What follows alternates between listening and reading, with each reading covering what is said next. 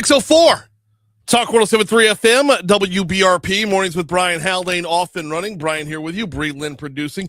Getting you ready for a busy election eve show. Sorry, it took me a second to get involved there. Sorry, it took me a second to get all fired up. I was on the phone with an absolutely insane Shalmation who will be Rocco. I'm not saying names. Who has been named once again best po' boy in Baton Rouge. I know. Who has been named for he's like the Jack Nicklaus of po' boys. He's got Love more. it. He is going to once again kick off our grilling season. I know we kick off grilling season without grilling, right? But every year, I say every year, that's presumptive. For a number of years in a row now, the great folks at the Louisiana Beef Industry Council have decided to sponsor Foodie Friday throughout grilling season, which means we celebrate beef. I say grilling season, but it's beef. We're celebrating beef all summer long. And that starts with Memorial Day weekend, right? Yes, it does. So we will have an unnamed Shalmation in studio for the Friday before Memorial Day. And you know, when you hang out by the pool for the summertime or you go to the beach, what is the best thing you can have? A po' boy, a sandwich, something. So what better way to kick it off? Well, I mean, I would. You know the pool where we hang out, he's not far away. Yeah, I know that. All right, we got a busy show this morning, y'all. It is, like I said, it is election eve. Top stories and trending coming your way right now.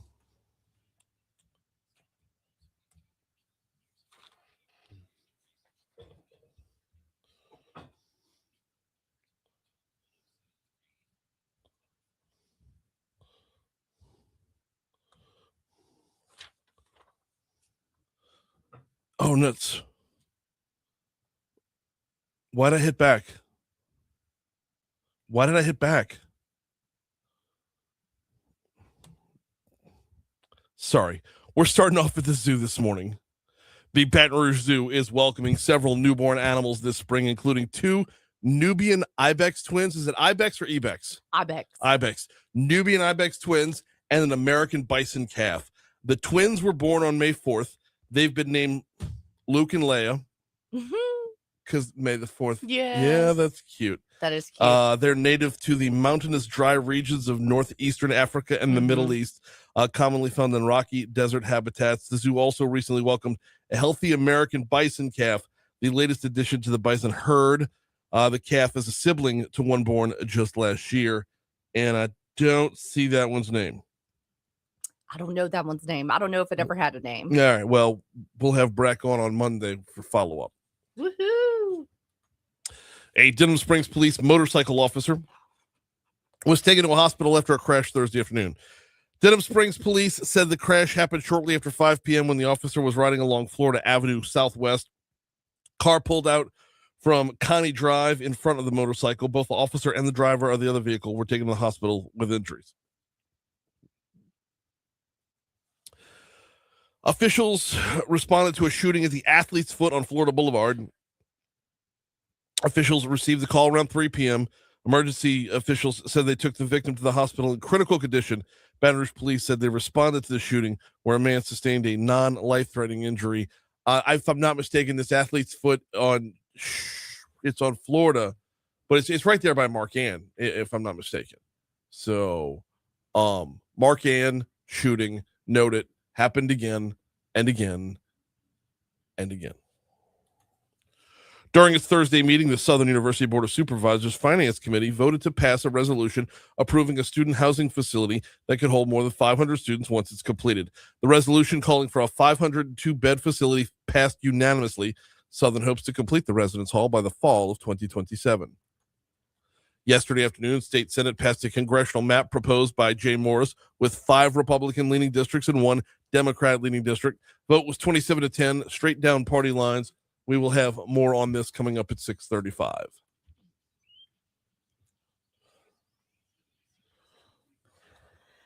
Well, today is Jerome Powell's last day as the chair of the Federal Reserve. In a break from tradition, it won't be his last on the board. No, he's got to stay on the board because the board's being sued. Oh. Yeah. Something about the, I'm going to forget the headline now because this is like months ago. something they're rebuilding the headquarters or renovating the headquarters or something like that, and the lawsuit's over. Like, how's the money being spent or something? I don't know. Oh, But goodness. yeah, Jerome Powell's staying on.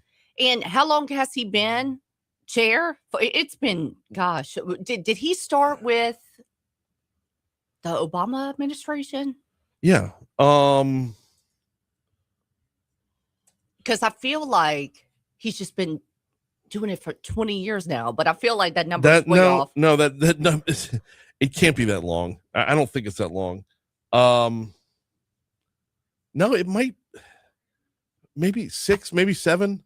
Wow. I feel like I'm he's trying been to doing remember. it forever. Yeah, I'm trying to remember off the top of my head. I'll look it up, but it's not more than a decade. All right, so get ready for it. Soon there will be an 8th. The name's Bond. Oh, James Bond. The search for the next Bond. James Okay. Bond is on. who should be the next Bond? Post it up. We're on Facebook Live. Would love to get you in the chat on this one. Let's Who bring should be the Sean next Connery James Bond? back. Let's go. Yeah, let's. I'm here for that. He's a million years old I'm now, here for but let's that. go. Yeah. It's a 2-part question. Who's the best Bond? Who should be Bond? That's the 2-part question right there.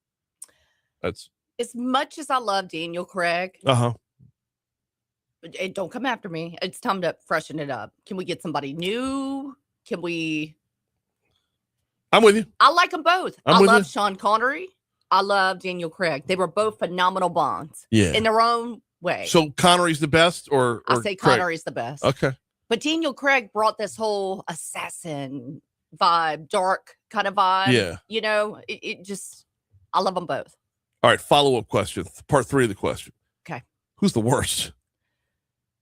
Oh, God. Who was that dude that played it for that one film? Didn't they? Hang on. Oh, no.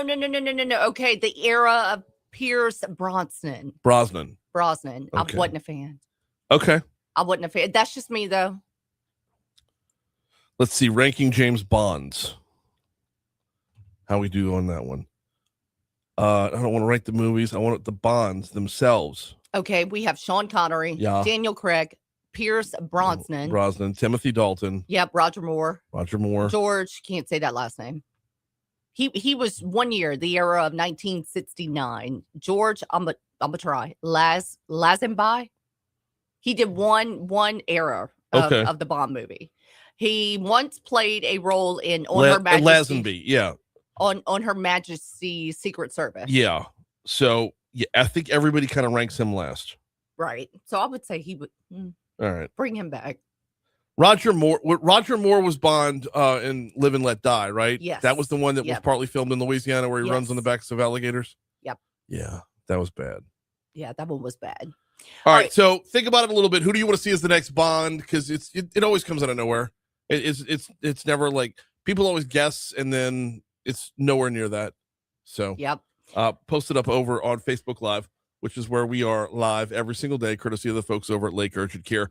We are due up for our first break. On the back end of that break, we will have sports. LSU baseball gave it a good go last night. And NFL schedules are out. We'll talk about both those things next.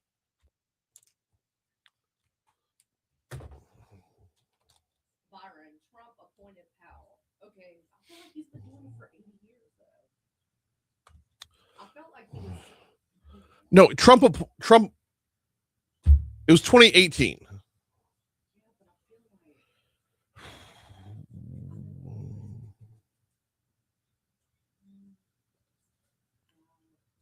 It was first term Trump. It was 2018.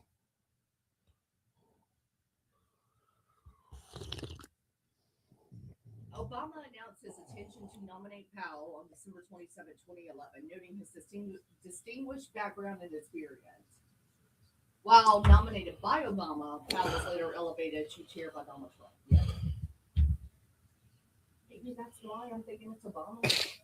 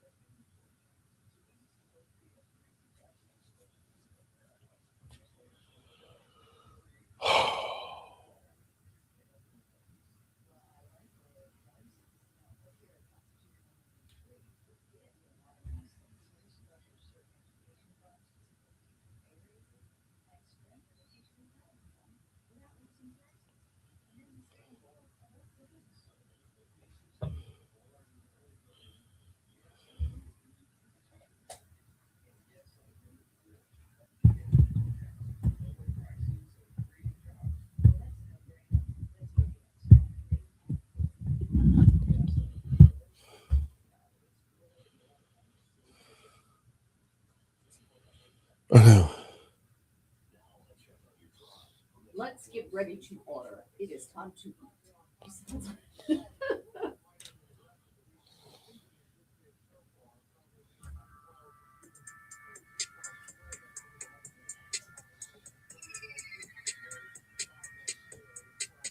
Oh, go Moon!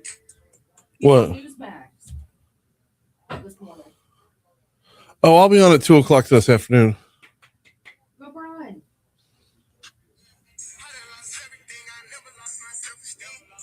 Crap! I was supposed to wear a nicer shirt. I'm gonna run home after. Yeah. No, I don't. Real shit.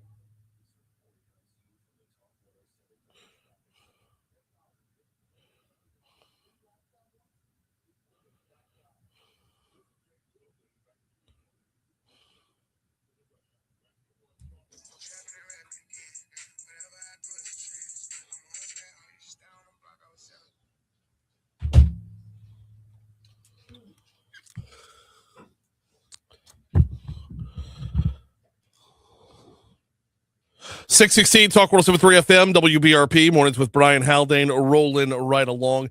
It is sports time. Let's go ahead and start you off with last night's action. LSU baseball gave it a good run. It kind of been a theme lately. It's noble effort, moral victory, that sort of thing. But the last series of the season started off last night. LSU takes the 11-8 loss to Florida. They will play again at 6:30 this evening, and then your last chance to see any action at the box would be 2:00 on Saturday, also against Florida. Meanwhile, over at Tiger Park, things are getting cranked up today in the regional tournament. LSU has Akron this evening at 5:30 p.m. After that, they will take on, or if they win that game, they will take on the winner of Virginia Tech or South Alabama. And then that would be tomorrow, time to be announced based off of your results from tonight. So if LSU survives their own regional, they'll go to Alabama, or sorry, they're paired with the Alabama regional, so they will take on whoever is playing, whoever survives that regional as well. In the meanwhile, NFL schedules came out yesterday. The much anticipated NFL schedules came out yesterday. Among the highlights that got leaked out early, we know that the New Orleans Saints will be on the road in Paris on October 25th. That's pretty cool. But the rest of the schedule came out yesterday as well. And who are we opening the season with? Detroit. At Detroit. Okay. Yeah. So starting off the season at Detroit, then heading from Detroit to Baltimore. Then you're home to take on Las Vegas, home to take on Atlanta, home to take on Minnesota before hitting the road for New York. You're at New York and then in Paris, which actually doesn't map out too poorly, because if you're going to fly to Europe, leaving straight from New York is probably the shortest distance from to there. So that's not the worst of things. But the good news is after Paris, you have a bye. So I would think that. I would hope they would. Yeah. When do we take the Bucks? That's later in the season. I'm assuming. Well, it's looking like the Bucks are going to be stacked up towards the end of the year. So back half of the year after the week 8 bye, you got Cleveland and Carolina both at home back to back. Then you're on the road back to back, Chicago and Cincinnati. Ooh, a little Joe Burrow action. Yeah. Then home against Green Bay, at Carolina, at Tampa, then home against Arizona, then at Atlanta, and home. You wrap up at home against Tampa. So Tampa is 2 of your last 4 games. Whew. Get ready. It's gonna be a good one. I'm loving the way the entire season plays out. It's good looking. All right, we're coming up on 6:20 at Talk 107.3 FM, which means that it's time for the Fox Business Report. We're gonna look at the Fox Business Report. I'll take a look at traffic in just a quick second, and then we will pick it up with brake tags going away. That's coming up next right here on Talk 107.3 FM.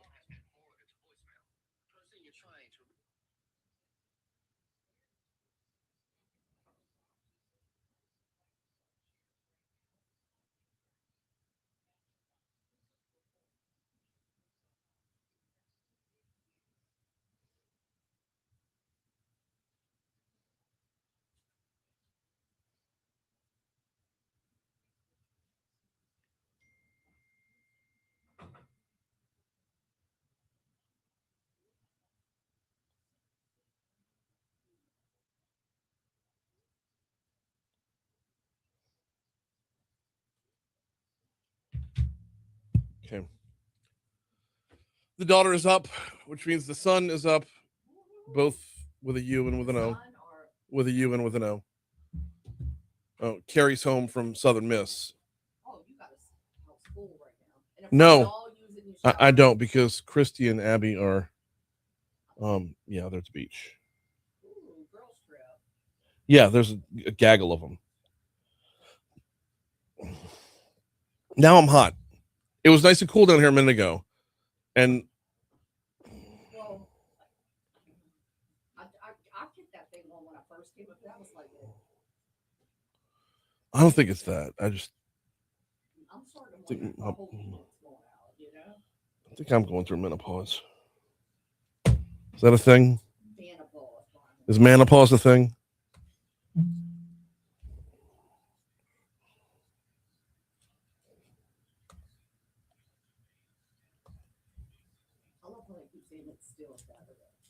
Yeah. I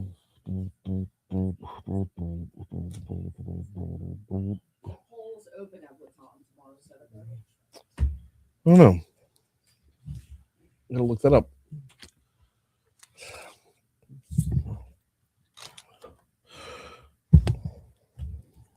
All right, let's go ahead and start off on the interstates. I-10 westbound to the Acadian Thruway. You're going to find a stalled vehicle in the roadway. That's the bad news. The good news is it's not doing much damage right there because I'm not showing any delays as a result of it. Backing up to I-12 westbound, coming in from Livingston Parish, we are looking good. Normally, you see some congestion around this time by the Range Avenue on-ramp, but on Fridays, it tends to start a little bit slower, and that is what we're looking at right now. So 12 west coming in looks great. 10 west coming in from Citrus Parish looks great. 10 east coming back. 10 east coming back across from West Baton Rouge looks great as well, as does 110. Meanwhile, on your surface streets, there is still to look out for here. About 45 minutes ago, nope, skipping that one because it says it's been moved off into a parking lot already, so we'll move on. About 10 minutes ago, there was an accident south of Sherwood, right near I-12. So hopping up on I-12 westbound might be a bit of an issue if you're at Sherwood. So if you're coming through, if you're hopping on right by that, that's a Circle K right there. Yeah, if you're hopping on right there, I believe that's where the accident is right now. If you're coming in from Sherwood Forest subdivision, maybe hit Old Hammond and hop on an airline instead until that gets all cleared up. That's your look at traffic from the Talk 107.3 Traffic Center.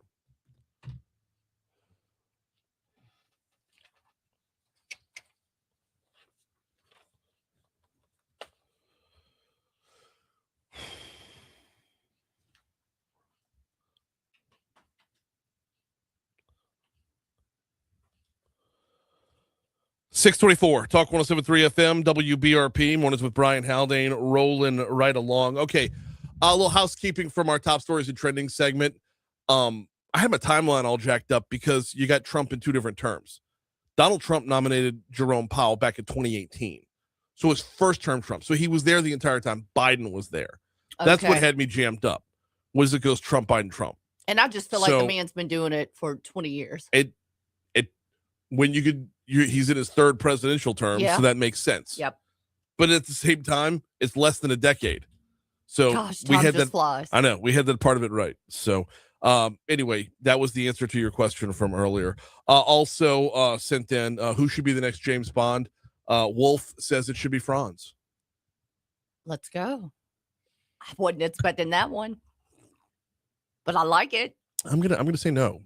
See, I think he would play a good. You think James Franz Bond. would be I think he would. He would have the humor and the nonsense to a James Bond. Nah, can't do it. Sorry. Can't do I it. thought I just mapped out the whole scene in my head. Can't happen. Sorry. I don't know if he can be serious enough, though, to be a James Bond. I mean, he can be, but He's also a lawyer. He's not a secret agent that we he know can of. be. No. Haggai. No, I'm joking. Definitely Franz. I don't know where to push this bit to, so I'm going to move on. Let's move on. Okay. Neurojust.com. So you go straight to the Neurojust. If garbage like that gives you anxiety, no, I shouldn't trivialize it. If you, by the way, are feeling anxious, alone, desperate, if you are feeling that the inklings of depression making their way in, give Neurojust a look. Neurojust can change your mind, literally. Think of it like physical therapy for the brain. Think of it like a different approach to treating anxiety and depression. Normally, we just throw pills at something, right? Oh, yeah, you've got depression. Well, here's this prescription. Look out for these side effects. Oh, the pills aren't working. Here's a pill to make the pill work. How about that for just stupidity? Well, if you're tired of being on that little treadmill, give Neurojust a look. Neurojust. Learn more about transcranial magnetic stimulation. TMS therapy, they call it. They got a little drop-down menu that tells you all about TMS therapy. But I would go, once I get to neurojust.com, right across the top, you're going to see the phone number, 225-330-7382. 225-330-7382. Give them a call. Let them talk to you about it. Let them tell you a little bit about what TMS does, how many people TMS affects percentage-wise. Those that show up at Neurojust see results. We talk to them every single month over here. Learn more at neurojust.com. Okay, back to it. Some of the news of the legislative session. If your vehicle, if your brake tag, your inspection sticker is not due for renewal until next year or beyond, don't bother. You're never going to need to redo it again. A House bill to replace the inspection sticker with a QR code has passed the Senate and will soon be on the desk of the governor, who has said he will sign it. In fact, the governor's been pushing this bill for some time. He pushed that bill right here on the show earlier in the session. Vote in the Senate was 27-7. Now, Lafayette Democrat Gerald Boudreaux, one of those voting no, he said owners of businesses that perform official state inspections expressed concerns about the effects on their operations.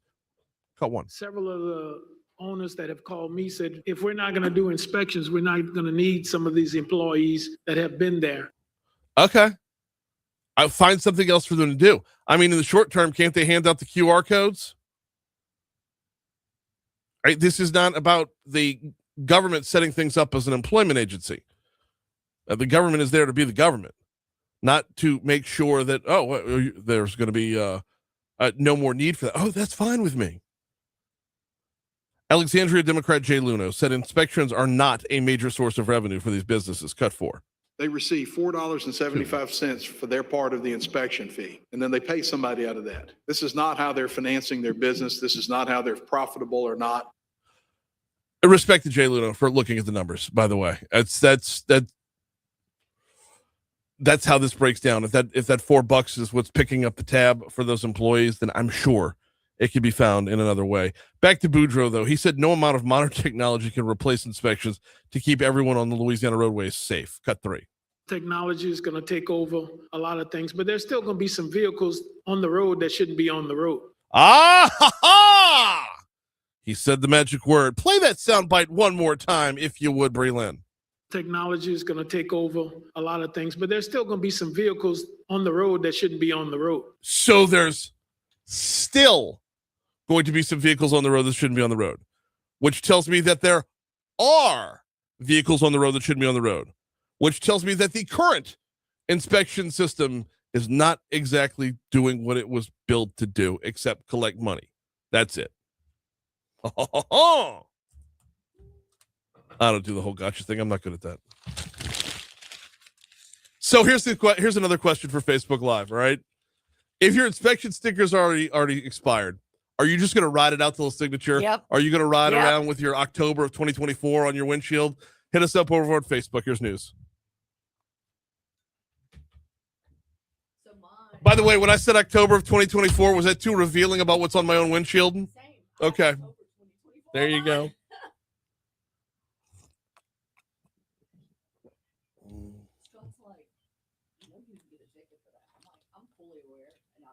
You know it's a secondary violation. You can't get pulled over for it. But if you get pulled over for something else, it's automatically a second ticket. Right. Now, if you run through an insurance stop or DUI checkpoint, That's different. they will get you because you're already pulled over at that point. I didn't know that, Brian. Oh, yeah. I gotta test about that. He said they're gonna pull you over. I'm 90% sure I'm right about that. It says the man who can't even keep his own drug claim, but here we are. I'm like, hush.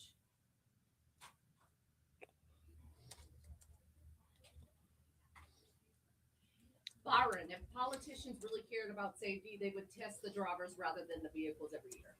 100%. 100% agree with that. Renee, have you ever parked next to a vehicle with a 2023 sticker? I don't think I have. Not that old. I've seen 2024 because I got them.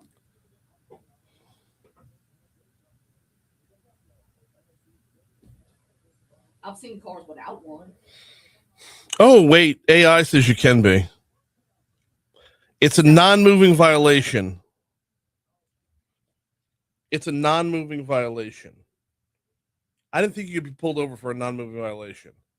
If you're getting pulled over, it has to be a moving. Because I know what not moving is, but what is it? Like if you're at a red line and they see you and they happen to see your sticker, they can be like, they can boom. and pull you over. That's what AI says. I don't know about that. I think AI's got it wrong.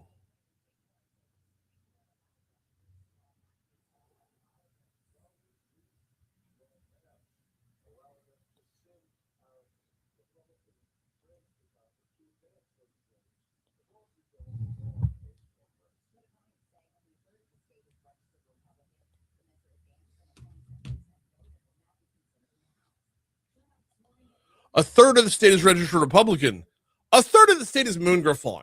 Okay. A third of the state is based off of like, well, my parents were Democrats growing up, but I'm not like that. And I'm just not, I never registered Republican, but because my parents were Democrats, I just left it blank.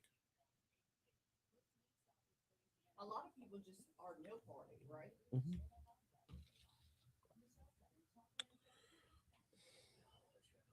Oh, shit.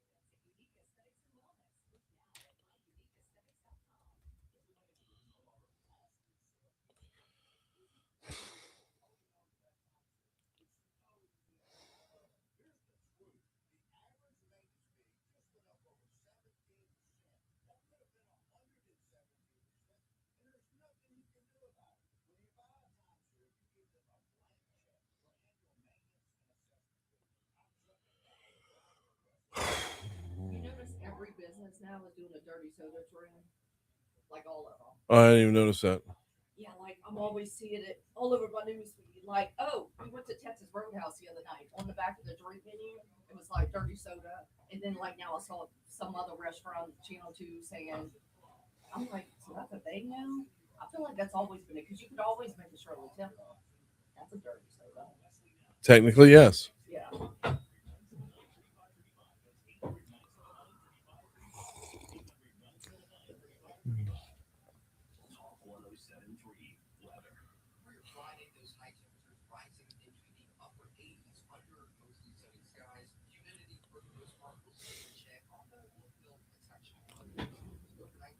It's muggy as shit in here.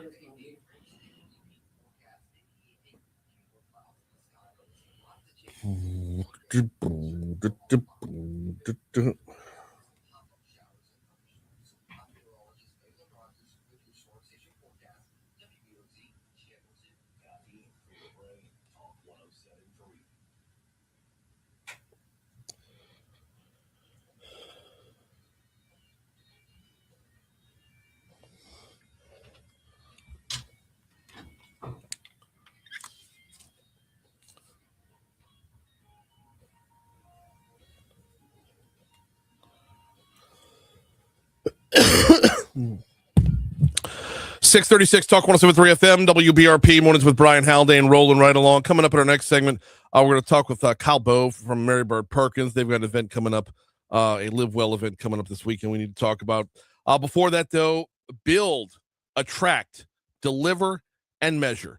Those are the 4 pillars built out at Guarantee Health Solutions. GuaranteeHealth.com is the website if you want to learn more. At Guarantee Health Solutions, the process is rooted in the belief that growth and loyalty don't happen by chance. They are cultivated with purpose. At Guarantee Health, they guide every partner through a proven 4-pillar framework that blends strategic planning, awareness building, thoughtful execution, and comprehensive data analysis. Learn more at GuaranteeHealth.com, GuaranteeHealth.com. You heard it right there in news at the bottom of the hour. Oh, by the way, it's 6:37 as Mornings with Brian Haldane's rolling right along. You heard Michelle Southern right there in news at the bottom of the hour. Louisiana Senate has approved a congressional map that eliminates one of the 2 majority black districts. This is, it's not exactly going back to the map we had before, but we, as a state, pivoted, created an unconstitutional map in order to gerrymander in a second majority minority district. Monroe Senator Jay Morris says under his proposal, the state's congressional map will have 5 districts that will likely have Republican representation and 1 that will likely be represented by a Democrat. Cut 13, please. Since I am a Republican and I believe in the philosophies and the ideals and the policies that Republicans often advance, these maps are drawn to maximize Republican advantage. I'm surprised he said that, because that makes it sound like it's about party and not compactness of geography. It makes it sound like it's about party and not about being contiguous and having shared interest in like what grows here, what business is here. I mean, the 6th congressional district has LSU in it. Like, that is a big factor, a bigger factor than being Republican or Democrat. The 6th congressional district, previously had the Amy River Basin in it. That was a big deal, much bigger than being Republican or Democrat. Now, state Senate, getting back to Republican and Democrat, the state Senate did approve the map on a 2710 party line vote. Royce Duplessis from New Orleans says the map undoes all the progress that African Americans have made since the Civil Rights Movement. Cut 14. We are setting our state and our country back more than 6 decades. And by doing that, I guess in some people's view of the world, we are making America great again. Certainly not my view of the world. Does that rhetoric hit with you anymore? Are we going to get to a point where if everything's racist, then nothing's racist? And I realize I'm fully self-aware that I'm sitting here as a white guy. I get that. But if everything is racist, then nothing's racist. We are going back to a closer map than we had just 2 years ago. Not back to 1965. If anything, because of 1965, the Voting Rights Act of 1965, if anything, because of that, all of our neighborhoods, all of our cities, all of our towns are more integrated, which means that when you are a minority, that number gets diluted. Remember when we were debating this map and everybody kept saying it's simple math? That's the simple math. Is if we don't have 2 districts that are primarily black, we have all of our districts which have a percentage of. Which, I mean, I don't know. Maybe it's a Pollyanna take. Maybe it's too naive. But I think it moves us forward, not backward. The U.S. Supreme Court ruled, of course, that the current congressional map was unconstitutional. Getting back to Morris, he says the nation's highest court says it's okay to draw a map based on party politics, and a 5-1 map reflects the conservative values of the state. Why wouldn't we draw maps allowing us to send our Republican friends to Congress to advance those things, as long as we don't draw it based on race? Because if you're basing it off of party, you're doing the same disservice as basing it off of race. You're pitting one against the other. You're not basing the map off of the shared concerns of everyone. You're basing it off of the shared concerns of the party, not the people. Katrina Jackson Andrews, by the way, shout out to LRN. They had to roll a lot of tape to get all of this. Monroe Senator Katrina Jackson Andrews says only a third of the state's voters are registered Republicans, so the map should have more diversity. Cut 16. In a state as culturally, racially, geographically, and politically diverse as Louisiana, our congressional delegation should reflect the richness and the complexity of our people. Which means there are so many factors involved in the equation that if you narrow it down to just race, which is what we have been doing, you're doing everyone a disservice as well. I don't know. I'm not about breaking it down by race. I'm not about breaking it down by party. Geography should be first and foremost. Compactness, first and foremost. It heads over to the House now, by the way. So the debate is not done. We're going to hear a lot more over the next week or so. As it's got to go through committee. We had Bo Boyer on from House and Governmental Affairs earlier in the week. And then we will continue to follow it, of course. In the meanwhile, we're going to the polls tomorrow. No congressional race on the ballot tomorrow, but there are 5 amendments.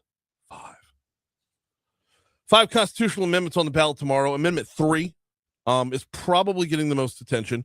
Back to our news partners at Louisiana Radio Network. They talked to Barry Irwin with Leaders for a Better Louisiana. He said that amendment would abolish 3 large education trust funds and use the revenues of those funds to pay down teacher retirement debt. Cut 7. That will save school districts a lot of money, and then it will require them, however, to make what we've been using as a temporary teacher stipend a permanent pay raise. So it's got a lot of implications. It does. And the best part is those 3 trust funds, they've just been sitting there. And I've been joking. They've been sitting there since Miami Vice was on TV. And I don't mean the reruns on USA. I mean when Miami Vice was actually on TV. They've just been sitting there since the 80s. And oh, by the way, this was written in a way that does not open the door to just start nixing trust funds every time you turn around. Keeping with the constitutional amendment. By the way, I'm a huge fan of constitutional amendment number 3. Hey, you're giving teachers a permanent pay raise. You are keeping us as Louisianans in the game as far as competition is concerned for teachers. Not where we need to be yet, not even up to the Southern regional average, but not getting further lapped and distanced. We're not getting boat raced by other states if we can keep moving teachers up the ladder. Constitutional Amendment 1, this is an interesting one, by the way, would allow the legislature to remove state government jobs from the civil service system and its protections without getting approval from the Civil Service Commission. Stephen Procopio from PAR, the Public Affairs Research Council, says supporters say the current system is too rigid, too many rules that make it too difficult to find ways to improve government operations and efficiency. Whether you like this or not depends on whether you think civil service is an important protection against corruption or you think there needs to be more like a private business approach. Yes.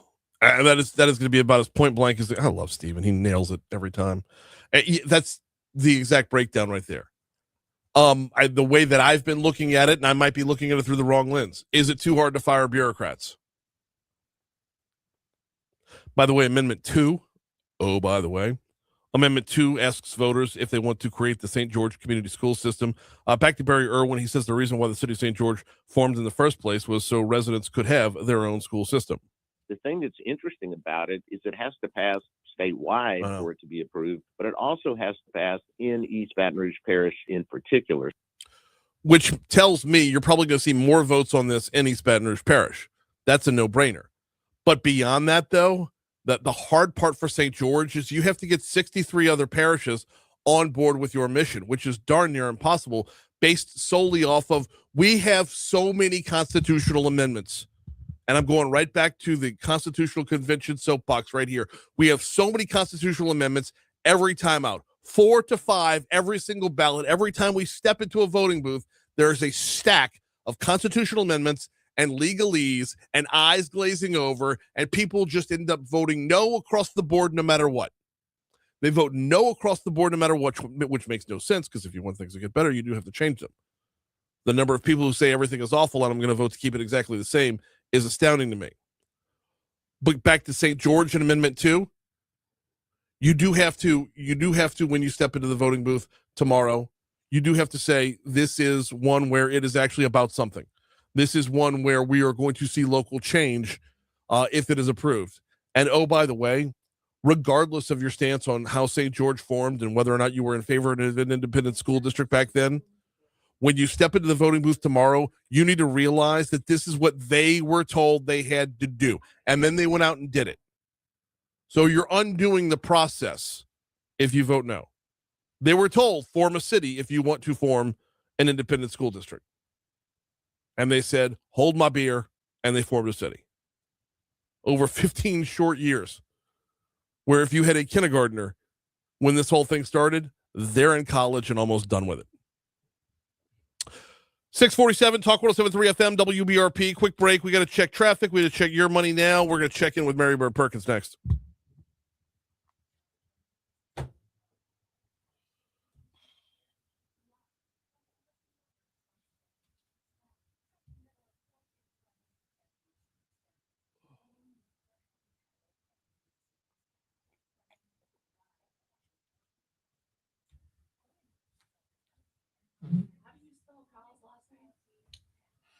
I had B-O-V-E is what I had.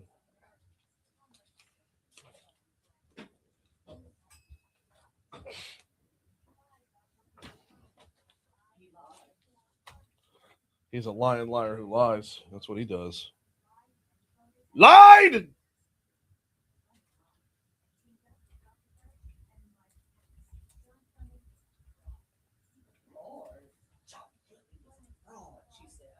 I know.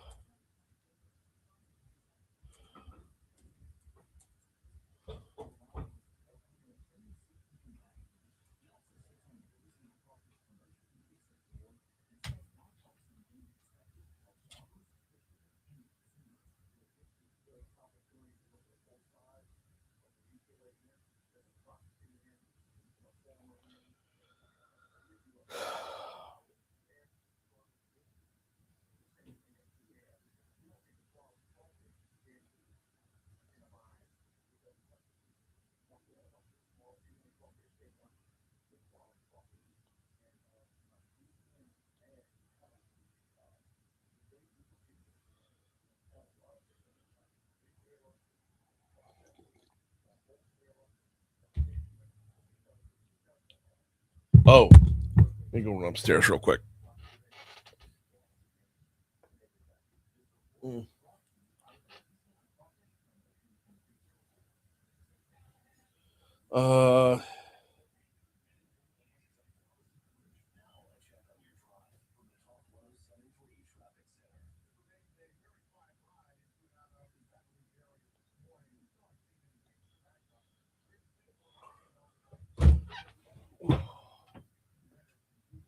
Leg day was Wednesday, and I was fine yesterday. Today, Doms.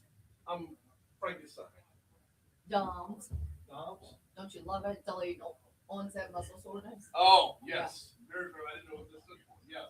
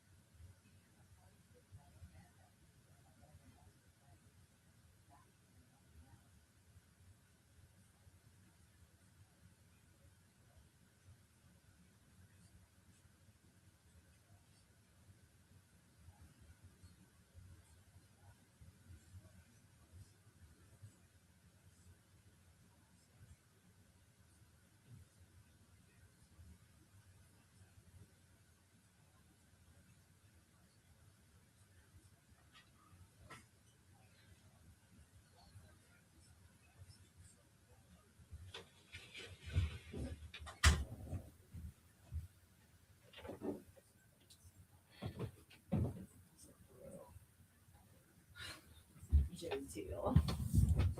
What's he going off on? No on Amendment 4. Why should we have property? Why should we have to pay property tax every year and almost every year continue to go angry emojis? Oh man, you know what? I'm voting no on 4 because I like waffles. Oh, I'm sorry. I thought we were just shouting shit that had nothing to do with each other.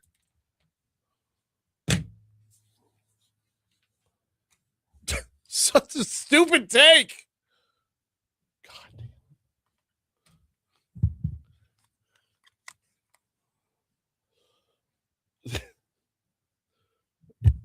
Amendment coming up at 8:15. Will Green from LABI is going to hop on board. We're going to talk about Amendment 4 on your. Oh, my goodness gracious! Give me one quick second, y'all. We're going to talk about Amendment 4 on your ballot. That's coming up at tomorrow's election. Yeah, I apologize. I'm kind of handling single dad things right now. Sorry. This text came across like right as we were in the bumper. Wait, so Christy is at the beach, so you have the kiddos at home right now. Yeah, but I've got one who's came home from school, and she's gonna take James, and we bring another family's kid to school every day. Goodness. So she's handling that, but there's a dozen questions that goes along with it. Whenever Luke gets there. Okay. Doing the one parent thing is always stressful. During a live show. Right. No, but here's the thing though. Christy needed the beach trip more than Abby did. I know. So yeah. So let the girls enjoy themselves. Yeah. Yeah. No, absolutely. It's like I can handle logistics. I can have 30 seconds of bad radio. That's fine. That's you go do you. Yeah. Hopefully there were some margaritas flowing last night with it because it's the girls and the moms, right? Oh yeah, the moms are drinking. Yeah. Oh yeah. I'm hoping so. All right. Coming up tomorrow, actually, 9 a.m. to 1 p.m. at Sacred Heart Catholic Church. There's the Live Well Baton Rouge, a community health event. Joining us now to talk about this with Mary Bird Perkins Cancer Center, we got Kyle Bove on the show. Good morning, Kyle. How are you? Good morning. I'm good. How about you, Brian? Doing all right. Did I pronounce your last name right? You did. Okay. Yeah. First try. That was great. All right. Just I didn't know Bovet, like just making sure I got it right, but we did. Okay. So tomorrow out at Sacred Heart, going to be free cancer screenings. Tell us all about what's going on. Yeah. So like you said, we're going to be out here from 9 to 1 tomorrow, Sacred Heart Catholic Church. It's called Live Well Baton Rouge, and we're going to be providing free cancer screenings for breast, prostate, colorectal, and skin cancers, as well as biometric screenings like glucose, blood pressure, all that good stuff. In addition to that, where you can kind of take charge of your health and, get screened and all that good stuff, we've got music, food, door prizes. It'll be kind of like a mini festival here in front of Sacred Heart. So we're really looking forward to it.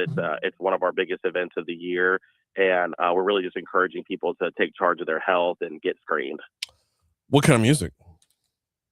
We've got a DJ coming out here, so it's going to be a mix of everything. So there's going to be, all types of genres, and I know he gets some line dances and stuff going. We get some people dancing out here, so it should be a fun time. Awesome stuff. This is at Sacred Heart, Sacred Heart Catholic Church, right there on Main Street, 2250 Main Street. It backs up to Florida Boulevard. It's not hard to find. It's one of the most gorgeous churches in town. Sacred Heart is beautiful. Talk to me a little bit about the partnership here, getting Mary Bird out there. Yeah, so our presenting sponsor for this event is Carnival Crew de Louisiane. Mm-hmm. So we couldn't do it without partners like them as well as Sacred Heart. And so it's really a community effort to come together. And the cool thing about Live Well Baton Rouge is that everything is free. So whether you have insurance or you don't have insurance, everything you receive will all be free of charge. And we have our patient navigators, is what we call them, to where, if there is an abnormal finding in any screening that you have at Live Well Baton Rouge, we will guide you personally to the next steps in getting that taken care of. So we take a lot of pride in our patient navigation team. So you really can kind of, rest assured, coming out here and getting checked that you're in good hands, and that we'll take care of you if there's something that pops up in one of those screenings. The Carnival Crew de Louisiane, this is a partnership that's been ongoing. Tell me a little bit about their involvement here on how they get y'all moving and get other people moving. Yeah, so they, every year they, they're a crew year-round crew that does a lot, Mardi Gras crew that does a lot of giving back. They're really, they've given over the years over $6 million back to Mary Bird Perkins and the Cancer Center, and so they're one of our largest partners, and it really enables us to do this and to provide these screenings for free. So for them, they've got their members and they have their great Mardi Gras ball every year, but it's all for a purpose. It all goes back to us and our mission to improve survivorship and lessen the burden of cancer. So we're so thankful for them, because without them, we wouldn't be able to offer these things for free to the community. Well, it's one of those things that gets overlooked throughout the carnival season, right? You see all the beautiful pictures on Instagram. You see all the wonderful Mardi Gras balls that go on. But behind the scenes, oftentimes there's a philanthropic angle to everything that's done. And it's days like tomorrow that we get to see the fruits of that labor. And I know I'm calling putting on a tuxedo labor, but like, you get to see the rewards of the work being done. Absolutely. And they've got, a very hardworking committee that meets throughout the entire year. So like you said, you have that one event where you're getting dressed up and, celebrating the Mardi Gras season, but it takes a full 12 months of preparation for that to come into place. And then just the fact that they're doing it all for a great cause is really, that's the why behind what they do. So we're so thankful for that partnership. I asked you earlier about the music. What's the likelihood that Father Josh hits the microphone? Oh, well, it's funny you say that. I'm actually out on campus right now and just talked to him, and he will. I think he's going to stop by and we'll be out there. So he's a great partner and was helping us do some shout outs this morning. So yeah, you might see and hear Father Josh out here tomorrow. If you've never seen him perform before, I would recommend getting out there just for that. Stay the whole 4 hours to get all your screenings done and everything. But I would recommend staying just for that in of itself. That man is literally doing God's work on this planet. There's nobody who could have turned around Sacred Heart the way that he did. That's not a knock to any other pastor that church has had, but you want to talk about right man, right place, right time, right vibe, right all of it. Absolutely. We're so thankful for him, and that just adds an extra layer of support. And I know that he's got a following even outside of his church. So yes, he's absolutely doing everything he said, and we're thankful that he's partnering with us. Saturday, May 16th, 9 a.m. to 1 p.m. at Sacred Heart Catholic Church. The correct address is 2250 Main Street, but you know where to find it. Right there on Florida Boulevard is where you'll find the backside of it. Live Well Baton Rouge coming your way. Kyle, appreciate a couple minutes this morning. Thanks so much. Appreciate y'all. Likewise, we're coming up on 7 o'clock at Talk 107.3 FM. Let me remind you about Landmark Bank. LandmarkBankLA.com is the website. Community Bank since 1897. Community Bank for half of the lifespan of the United States of America, which means you're going to get a banker when you step in there. You're not just a line item on a P&L sheet. Getting a banker is important, helping you work towards your dreams, towards your future. Learn more at LandmarkBankLA.com. Sorry, calling that one of my make good on Landmark from Wednesday. I was overdoing them since Wednesday.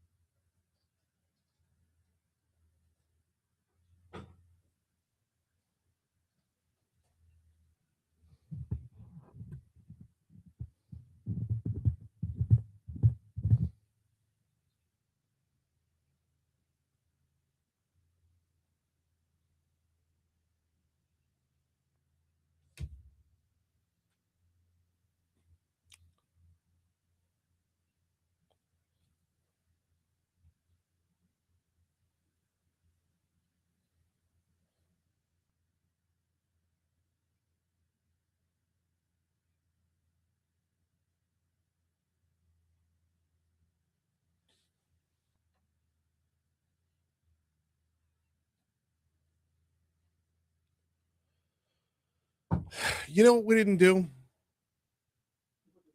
I need to hit Rasher with this. We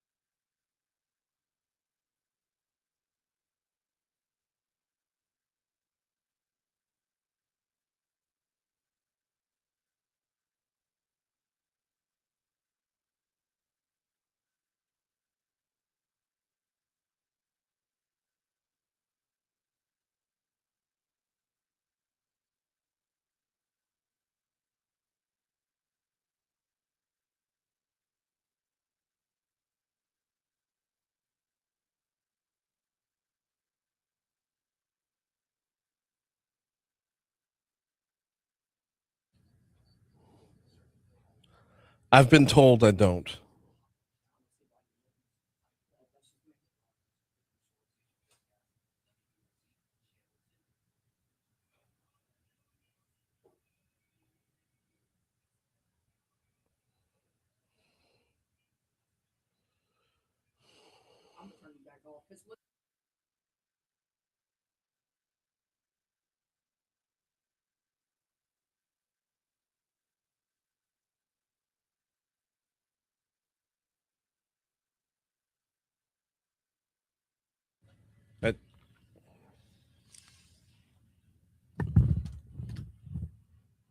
But I do for a remote.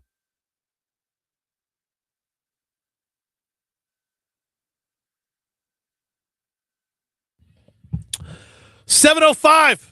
Talk 107.3 FM, WBRP, mornings with Brian Haldane, rolling right along. Hour 2 coming your way right now. Brian here with you, Breland producing. Excuse me. Starting off your second hour, your 7 o'clock hour at 67 degrees in downtown Baton Rouge. As we broadcast live from the 180 Pros studio, 180pros.com is the website, 180pros.com. In fact, I'm supposed to tell you about them right here anyway, so let me go ahead and do that. Small business owners, how's your network looking? How's your IT looking? How reliable is your IT company? If your network goes down, you have to call an 800 number, some kind of automated menu, somebody who's halfway around the world going to help walk you through the process, or do you have an IT partner?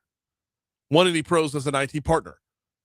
When you call them, you'll get same-day response time, provided you're calling within business hours. You're getting same-day response time. 180 Pros, you're getting simplified billing. No more of those 8-9 page long invoices. They're going to nickel and dime you for everything they've got out there. Learn more at 180pros.com. They base their success off your success. 180pros.com. Emily Chenevert, State Representative Emily Chenevert, going to join us in about 10 minutes from right now with an update on the session and another event that's coming up this weekend that you need to know about. But right now, it's time for Top Stories and Trending.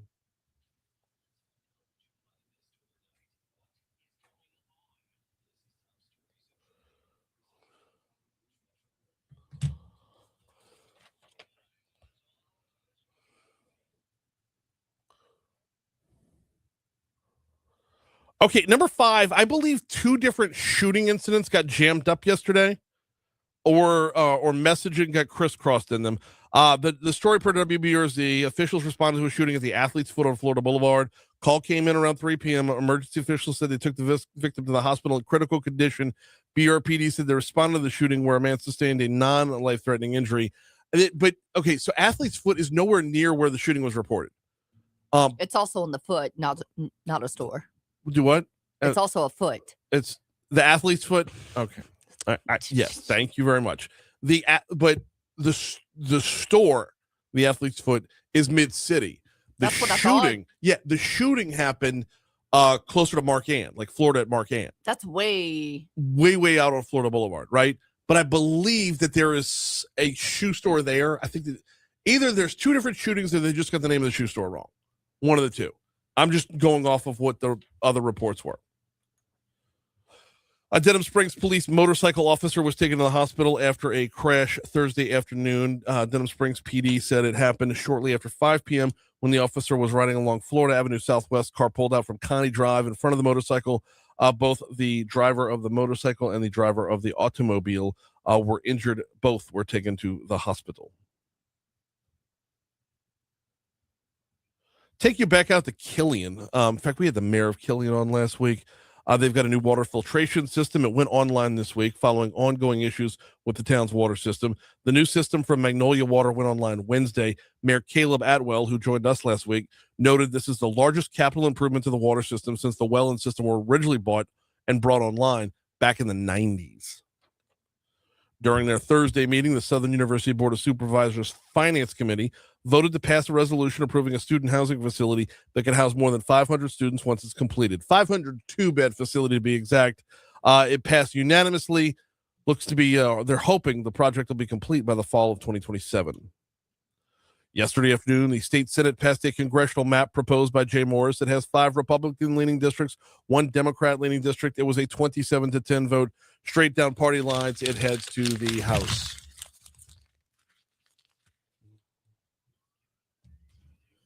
What you got?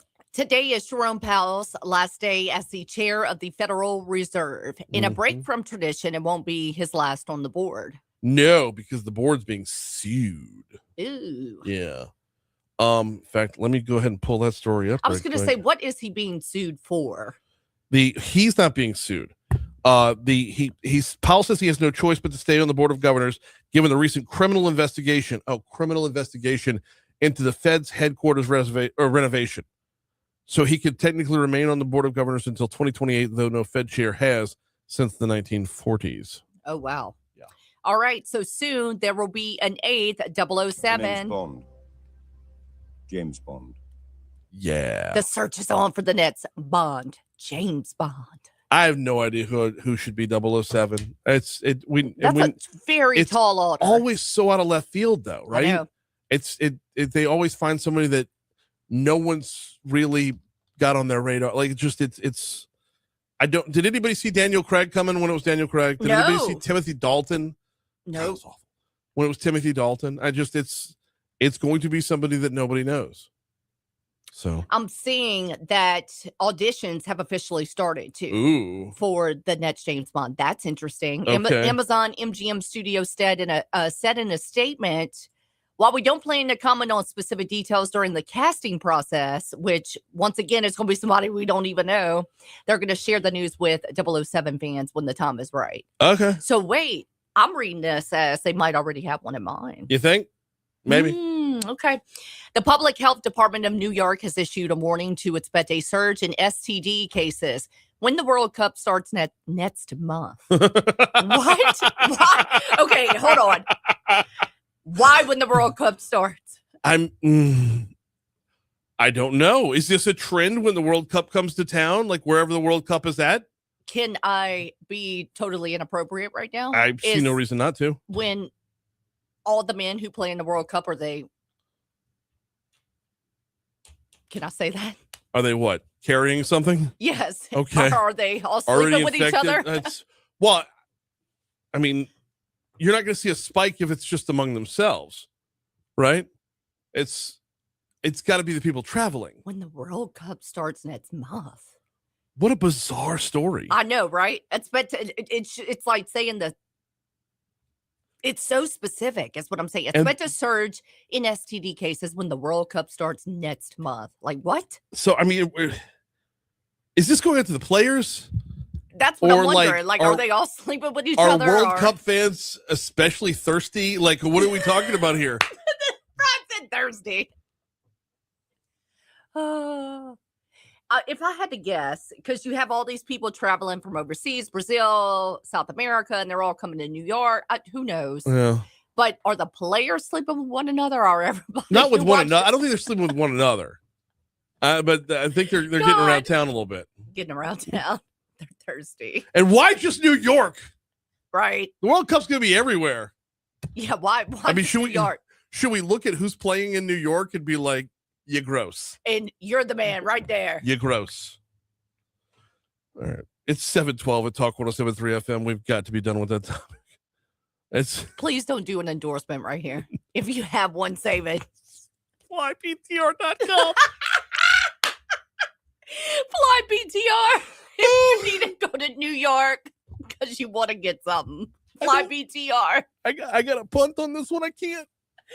I can't. They got direct flights for LSU football. You want to go to New York? I know. All right, Airlines are cutting meals and penicillin.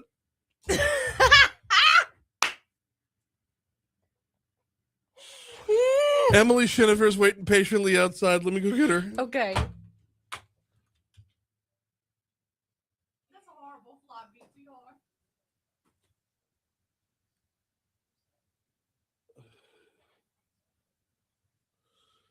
Renee said you are so bad. Are we going to hell, Renee?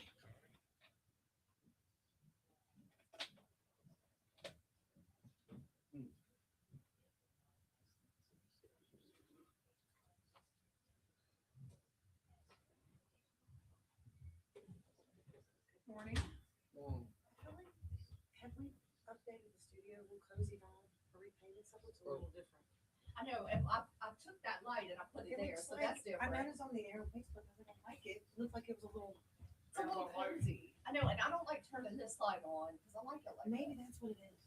Just like that light there, maybe that there. Because I'm thinking, like, in my head, that's too bright. So,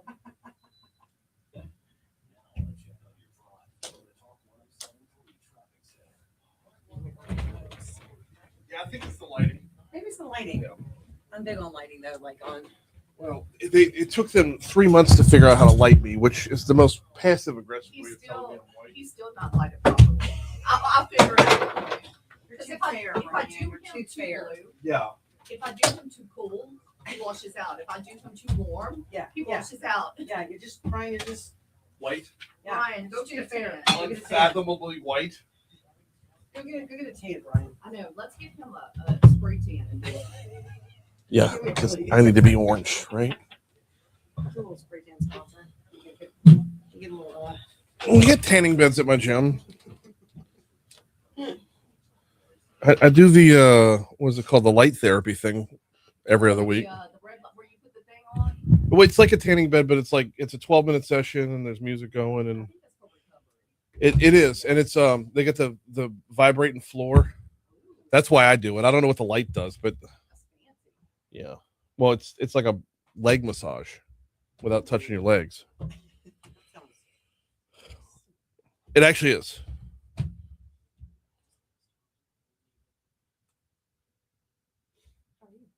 I'm well. How are you doing? You were outside and missed the last segment, so the public health department. The Public Health Department of York issued a warning expecting a surge in STD cases when the World Cup comes to town. So we did some inappropriate material in the Olympic Village. Yes, this is apparently like all over New York. I know. Apparently Ronaldo's last name is gonorrhea. I don't know. All right, we clear now? I say let's we're clear. Okay, Did we catch our flybtr.com. breath? Flybtr.com. Baton Rouge Metro Airport. They bring you top stories and trending every single day. And it's not too soon to start making your plans for the fall, for LSU football season. Delta has built out 5 direct flights specifically for football season. 2 for away games, 3 for home games. So if you're going to the Kentucky game, if you're going to the Tennessee game, they've got you covered at flybtr.com. If you are bringing someone in from Clemson, Alabama, or Texas, those 3 are set up as well. Now, visibly, noticeably, there's one that's missing on the schedule right now that I wouldn't be shocked to see another one get added. It would be somewhere around September 19th, but we'll look at that later on. In the meanwhile, if you're making your plans for LSU football this fall, flybtr.com has got you covered. Time to dive into not just the legislative session, but there's an event coming up that I really, really want to talk about. And we've got State Representative Emily Chenevert in with us. How are you? I'm doing well. Thanks for having me, Brian. I'm always glad to have you in studio and always glad to be talking about this because every Thursday on the show, Lieutenant Don Coppola stops by and he does Crime Stoppers, and the son of a gun never wants it to be about him. Correct. Or his family. That's right. And there is a benefit coming up tomorrow. The Coppola Pickleball Cancer Benefit. Tell me all about it. It's tomorrow and Sunday. Yes. As you mentioned, I know he's on this show all the time. And Every week. As a family that serves the community, I think it's important that we give back and we support those that do such a great job in our own community. So his son, one of his sons, Brian, is walking through, some cancer, and the family is walking through a hard time. Yeah. And so, some of my family's involved in this. They're friends. Kind of all this crossover. You realize who knows who, and it was like let's get together. And a group of people decided to do a pickleball tournament as a fundraiser, and it's to support the family. And so it is this weekend at Electric Pickle. It's going to be on Saturday and Sunday, and it's off of Government. And so basically, we're going to do. Even if you can't play or you want to come by and support, we're going to be selling jambalaya. There'll be crawfish, I think, being sold on Sunday, some live music from like 3 to 6 on Saturday. So it's a good community event to come and support. And what's interesting, he is a St. George firefighter. Right. And we want to support those that serve us so well. And so that's what this is about, is just to show up, support the Coppola family because they give so much. Electric Pickle is at Electric Depot, right? That's so we're talking just a few blocks from here. Government Street. It's just a few blocks from here. It's right on the other side of the tracks from where we're at here. As far as registering teams is concerned, registration's all done on that. That had to be in already. Someone could reach out to the tournament host on the website. There's a website if they want to see. I believe it wrapped up last night.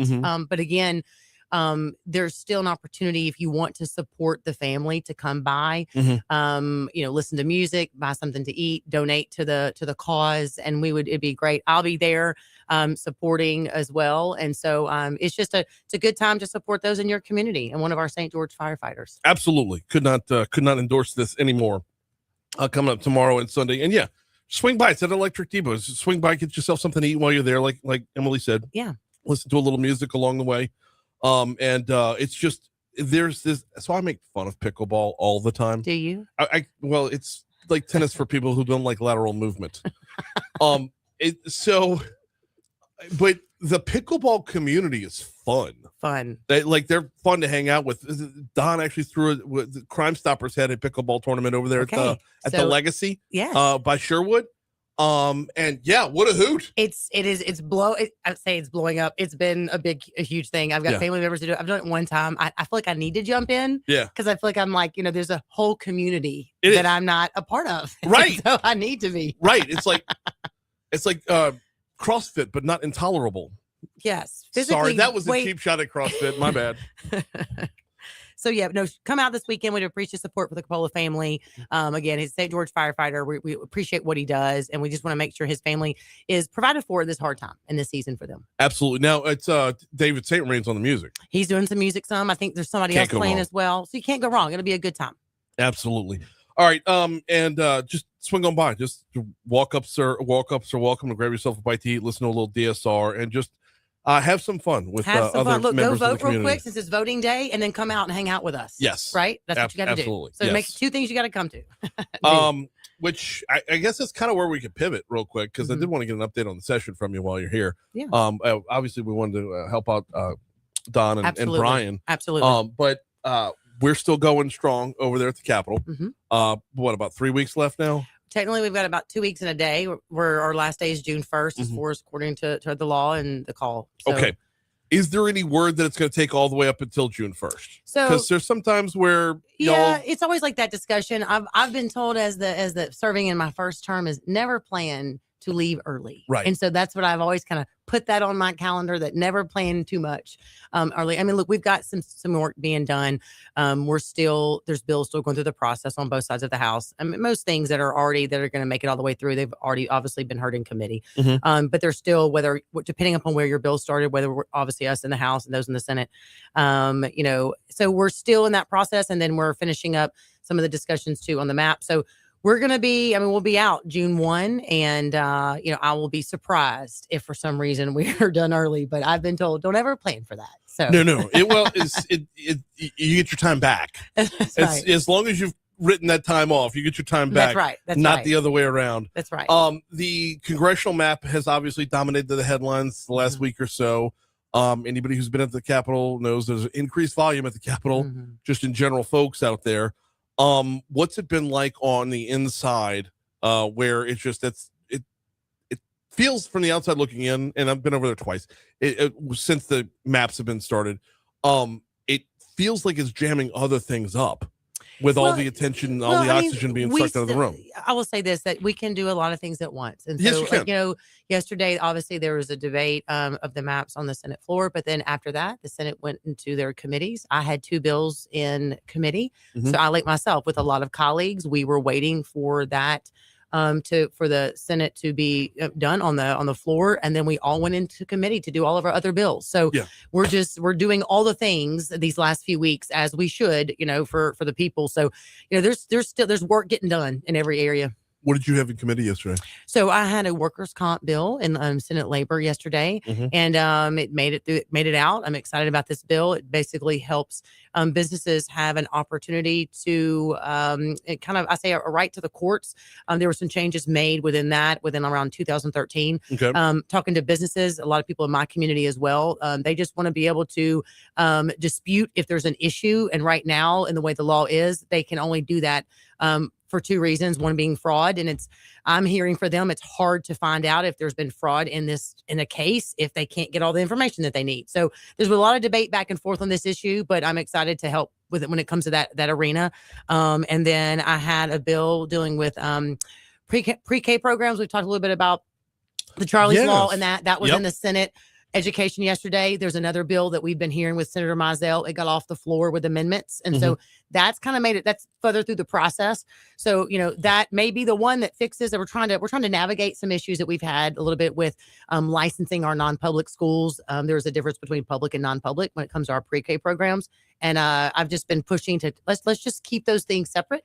Okay. They're not, when it comes to those pre-K programs. So that was in committee for more discussion. And then I was excited. I had my HCR, which is something that is asking Bessie to add to content standards, human development in the womb from like a 3D image standpoint. A lot of states are showing a visual to young people when they're whatever grade appropriate age that Bessie would say. And it got off the Senate floor. So it's made its way through the process. So it's a good way to show human development of when the heart beats, when certain parts of the little body are developed in the womb. And so we've never really done that from a visual standpoint in education. We do other things, but showing. Where'd you come up with that? Well, some other states are doing this. And I was reading about it before session started. And then someone actually sent me, I honestly cannot remember who, but they know how much I care about children in the womb and pro-life. And they were like, look, this is going on in some states. This would be a great thing for Louisiana. So what we like to do, though, is put it in front of Bessie and not like legislators force people to say, hey, you have to teach this. Hey, Bessie, would you consider putting this in the content standards within science? And so I'm excited because I think now we can show the value of human life in the womb. And so it's one of those issues that if we all disagree on lots of issues, right? We come from different walks of life. Sure. The one thing that can really unite us is that we're human, and how we develop in the womb and what we look like. And how do we show our kids that it is not a little alien. It's not a little, it's like, oh, look, the heartbeat started. Oh, look, lungs are developed. Oh, look, this is when I could hear my mother's voice for the first time. So that's really what this is. And it's to encourage Bessie to do so. So I'm excited about that. I think it's a big deal for our students. I absolutely love this. This is because, You could all day long, you could write laws, you could change laws. There could be things in the books, and people will, if their hearts and minds aren't changed, they will still revert back to taking whatever means necessary to do whatever it is to do. This allows science to be your guide. It is, and I wrote that it's actually in the law, too, is making sure that we're doing that and showing that that's where it goes. And some states have put a specific video in there. I did not. I just was like, it just needs to show the science of human development. And look, I sat down with my son. It was kind of fun because they see what I'm working on at home, and I said, hey, let's watch this little video. And I found one that was appropriate for a fourth grader, and it was this beautiful music, and it just shows this little baby growing in the womb, and he was fascinated by it and recognized, he's like, Mom, that's when I heard your voice for the first time. I was that tiny. Right. So it's kind of cool to see that his response to that. I am pretty sure that my kids still haven't heard my voice, but that's that's that's just being a dad. This is true. This is being a dad. They hear you. They may not respond like they do, but it's getting in there. It's getting in there, Brian. We got State Representative Emily Chenevert with us for 2 more minutes. I want to pivot over to tomorrow's elections if we could, because your district, within your district, within the boundaries of your district, there is a potential school system. There is. That's up for grabs. I've been asking the same question, and it's a tough question to answer. How do we get 63 other parishes to care about Amendment 2? It's always an interesting question when it comes to things like this. I think it's one thing in the Constitution. We have brought this up about constitutional convention. How do we take some things maybe in the Constitution that shouldn't be? And I'm not, that has always come up. Now, to answer your question, is I've had people in different parishes. I grew up in a different parish than my current hometown was in a smaller rural community. I've had friends there say, look, why am I voting for this? And I have to break it down to them. Anytime we add an independent school system in the Constitution or in the community, in the state, you're basically putting a comma, City of St. George, comma, Zachary, comma, Central. Right. So you have to just add them into the Constitution. And that's just, that is the process. So I'm hoping that people across the state recognize, look, why would we want to stop a local community from making the best decision for local students and local families? And so the hope is that they look at it and say, the more local you can be in education, the better. And that's all that we're asking for. And it's been done before. Right. I mean, this is nothing new. We've done this before. My whole thing on this is everyone should just flush whether or not they want a school district in St. George. And remember, this is what the state legislature told them they had to do in order to get it. That's right. Before I was there. They went through the entire process. They formed an entire city. And at the end of the day, they didn't steal fizzy lifting juice or anything. And they're still be told, there's still a possibility they can be told good day. That's right. Like they did what they were supposed to, they did what they were told they had to do. No, exactly. And look, I say this, everyone, the people that have our community, the leaders, they're so resilient, and they continue to push and work so hard on this. And so, look, I think it's one of those things that we just want to keep that message that says, look, just let us have that local input. Let us get to have the town halls with all the community and how we're going to build this thing out. We have our law that we did, myself on the law and Senator Rick Edmonds. Like, we have the framework. There's still decisions that'll be made with those 2 school boards. And that's the way we wanted it. But we have a plan. There's been this discussion. There's no plan. There's no plan. Oh, there's a plan. And there's a plan. It took 15 years to be here. Don't think that there's not a plan or discussion. She's State Representative Emily Chenevert. We always appreciate the time. Thank you so much. Here's news. Kill the mics real quick.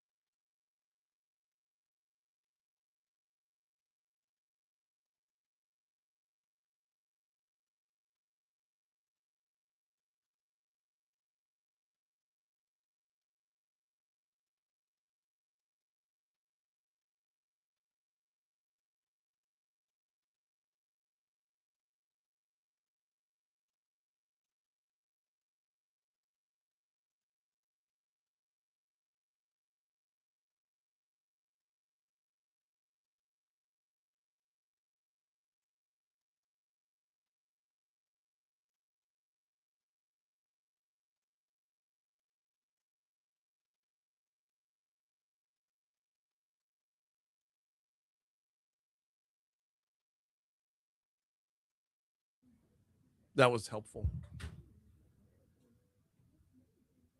She looks fantastic, by the way. I know, but like you wouldn't believe there's like 2.5 weeks left of the session. She should look tired. It's like, why are you so refreshed?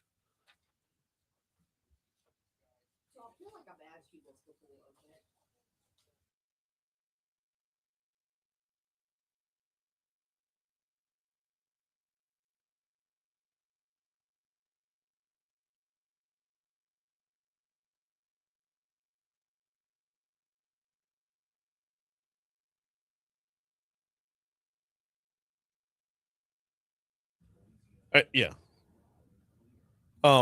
It does.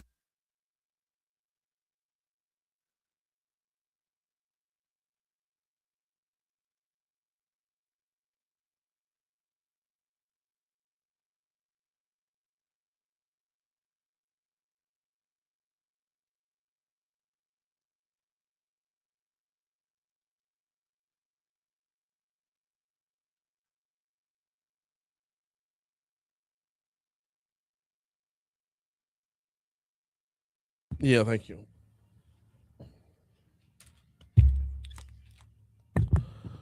.736 Talk 107.3 FM WBRP mornings with Brian Haldane rolling right along. Don't forget this evening. I believe was it 5:30 this evening for first pitch. LSU versus Akron in softball in the regional right over there at Tiger Park. You'll hear that right here on Talk 107.3 FM. We've got we got to keep it moving here. Coming up next hour, Billy Burris is running for state Supreme Court. He'll join us at 8:05. Will Green from LABI talking about amendment number 4. And then Salad Station is in for Foodie Friday. Good. We need some good greens because we're about to do beef for 3 months. I know. And I've been eating like garbage. So it's good to have a good healthy meal. This could be nice. In the meanwhile, time to check in with we got Kelly Shulz from New Orleans and Company on the hotline.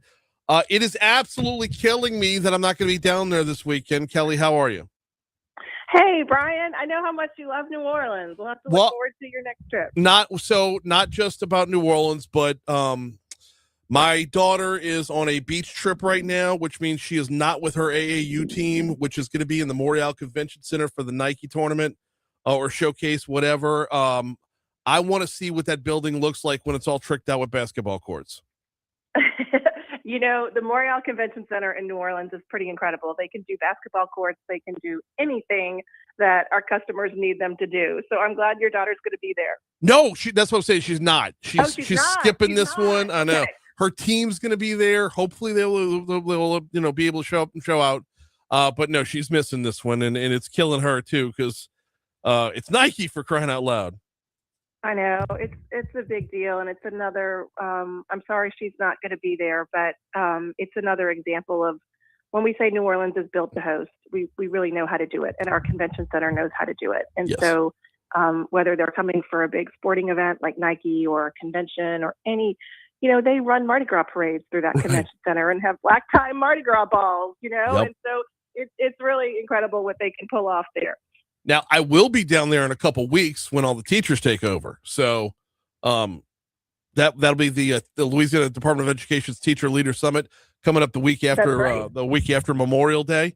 I will be down there for that, doing a couple shows from the summit. So we'll be able to show off a little bit about what Montreal could do when I'm there. But awesome. Just missing this weekend. Hey, we just wrapped up National Tourism Week last week. Tell me about how it went. We did. It was a great celebration. We do this, the entire country actually celebrates National Travel and Tourism Week every year, the first part of May. And it's really just an opportunity to celebrate an industry that nationwide is responsible for 15 million American jobs. It's a $3 trillion industry. And so we wanted to be part of that celebration in New Orleans. We had a series of events throughout the week. Our team went out to the airport and gave lunches and little thank you gifts to our frontline transportation partners. So taxi drivers, Uber and Lyft drivers, the TSA security professionals who keep our system running safely. We were able to just go there and say thank you. We did random acts of kindness throughout the week where we went and honored different member businesses, again, just to say thank you for being the face of New Orleans and providing such unbelievable hospitality that our visitors never forget. And then on Friday, we had a sold out luncheon. Lieutenant Governor Billy Nungesser was there as a special guest. He spoke about the impact of tourism on Louisiana, which is significant. We heard from Mayor Moreno. She was there in person and talked about all of the great things that have happened under her leadership so far in only a little over 100 days with her as mayor. And then we got to honor some really special champions of our industry. So Chef D. Levine from the Delightful Rue School of Cooking, Sergio, who's the maitre d' at Annunciation Restaurant, a gentleman named Andrew who works for Audubon. It was really hard to pick 3 individuals to honor. Yeah. But we did, and they were very deserving. And then lastly, the big Lifetime Achievement Award went to Arthur Hardy, who, as you know, is a Mardi Gras expert, carnival expert. He's published the Mardi Gras Guide for over 50 years. He is a legend and a treasure, and we were so happy to be able to honor him for Lifetime Achievement. Love that. Yeah, anybody who's ever seen the Mardi Gras Guide, you know the guy behind it, and he is a walking history book for New Orleans, to be sure. Yeah, you should have heard some of his stories. I mean, he has the best stories after doing this for 50 years. He is definitely a treasure. Absolutely. We got Kelly Shulz on from New Orleans and Company. Y'all eclipsed by almost another 500,000. Y'all eclipsed 19 million visitors for last year. We did. You know, we just got our 2025 visitor numbers in, and we were very happy to see that for only the 3rd time ever in history, we reached 19 million visitors. And so specifically, it was 19.46 million visitors. Good night. So that is an increase over 2024, and it's also an increase over, or it's a slight increase over where we were in 2019, which was a record-breaking year, and really that last sort of pre-COVID year before the world and our industry changed so much. In addition, the visitor spending was up over 2024, over $10 billion of visitor spending. So, you know, Brian, 2025 was a tough year. I mean, we started with a horrific tragedy on January 1 with the terrorist attack. We had a lot of headwinds with business and cancellation and economic concerns that caused meetings to cancel. We also had a lot of wonderful moments like the Super Bowl, which was a huge success. So we weren't, really sure where the numbers would shake out, but our hard work and our partners' hard work paid off, and we were happy to see those strong numbers. Yeah, the bar was raised so high with the Super Bowl. I remember you and I talking about this. It's like, how do you keep the momentum going for the 10 months to follow? And you totally did. We did. We had the Amtrak Mardi Gras train launch, which was huge. Yep. We had big events like the UFC championship over the summer. We got a lot of really great international press when we were named a UNESCO Creative City of Music. Michelin honored many of our restaurants with Michelin stars and other types of honors. So it was a lot of momentum for the year. Ending the year, and look, there's a lot of ways we can measure our success, right? We can measure the number of business leads that we give to our members and hotel occupancy and how short-term rentals are booking. And we can look at what our sales teams are doing in terms of booking room nights and conventions for many years into the future. But, those visitor numbers and visitor spending, to be able to say that through Katrina, COVID, BP oil spill, any challenge our city has faced, that we are now standing here as one of the highest visitation years ever is really a great thing. And it's a testament to the people all throughout Louisiana. Kelly Shulz from New Orleans and Company is our guest. So that kind of pivots us over to how do you keep that momentum going beyond this year, this year and beyond. Let's talk a little bit about what's going on next week over in Fort Lauderdale. IPW is coming up? Yes. IPW is a meeting of the U.S. Travel Association, and it's sort of their annual meeting. We're part of this every year. We go to promote New Orleans. And the big deal this year, the event happens next week in Fort Lauderdale. The big deal is that we're going to be hosting this meeting in New Orleans next year. So this is an event that is solely focused on international inbound travel to the U.S. And of course, we're there. Lieutenant Governor's team is there. working hard to make sure that those international visitors choose New Orleans and Louisiana when they come to the U.S. So this is basically like the Super Bowl of the United States travel industry. So we've hosted this event before, but it's been over 10 years, and people still talk about that IPW y'all did in New Orleans was so incredible. It's we can do things like we put our clients on Mardi Gras floats and paraded them through the Superdome.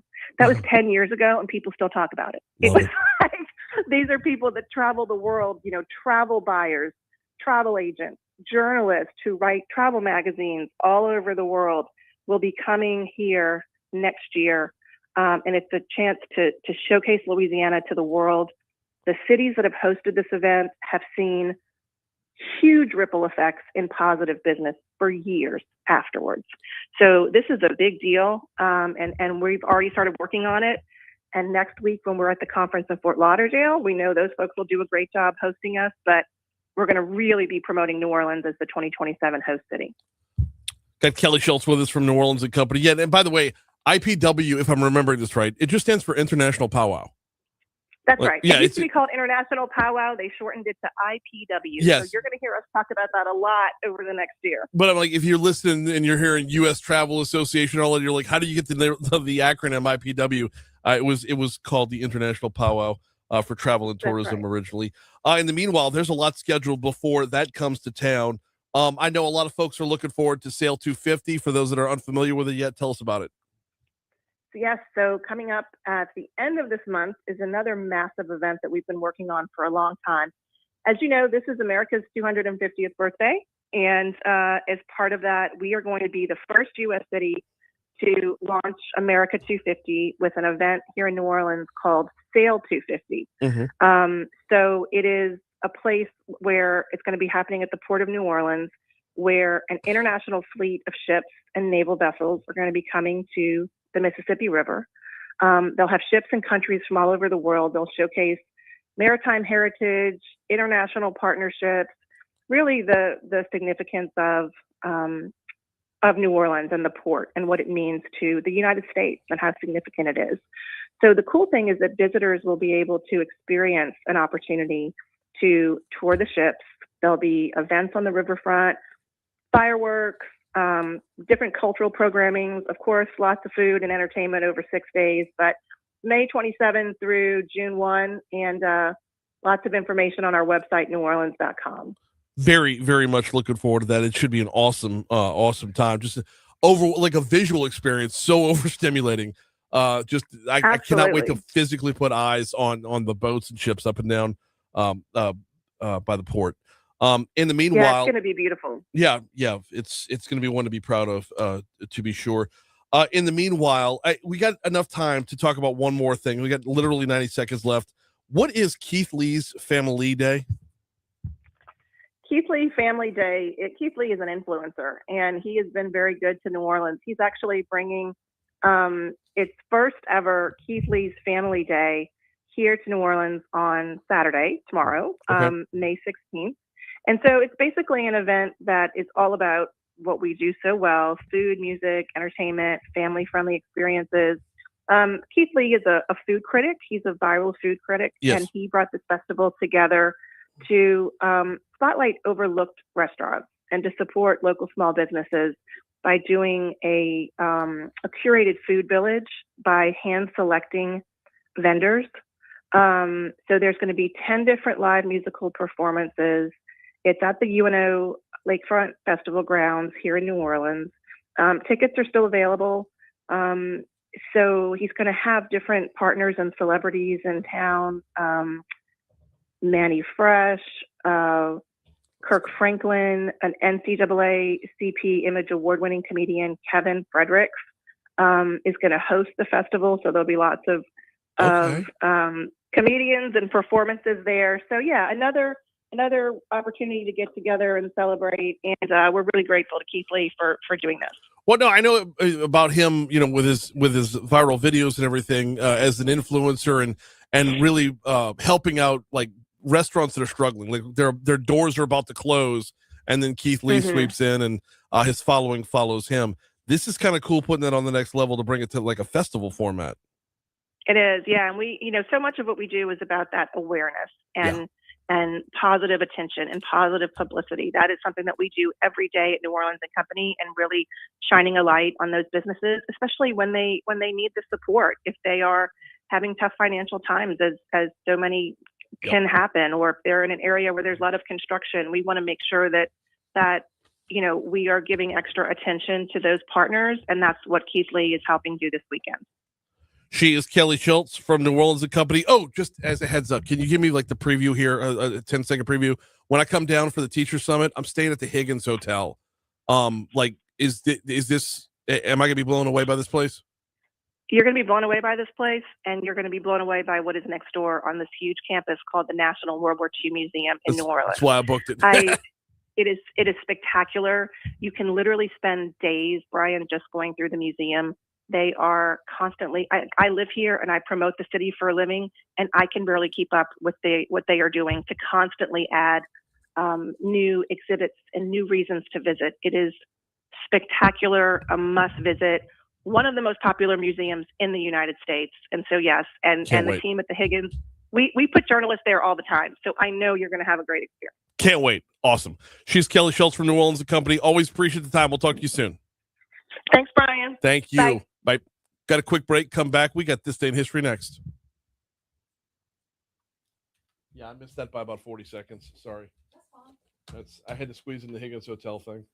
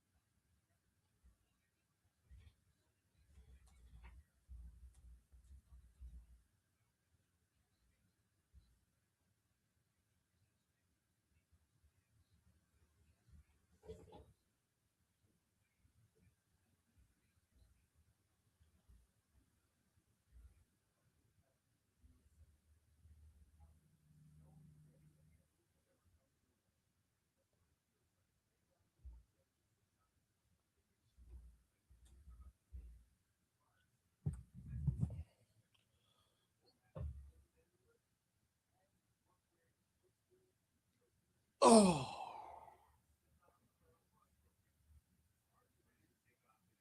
Oh.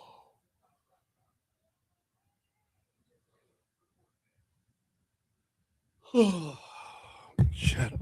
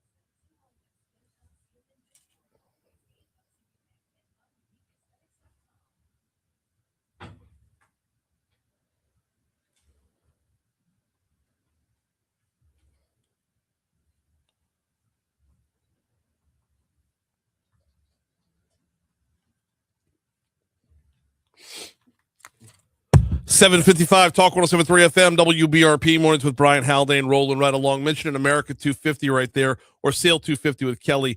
This year we're celebrating America's 250th birthday. We want you to be a part of it.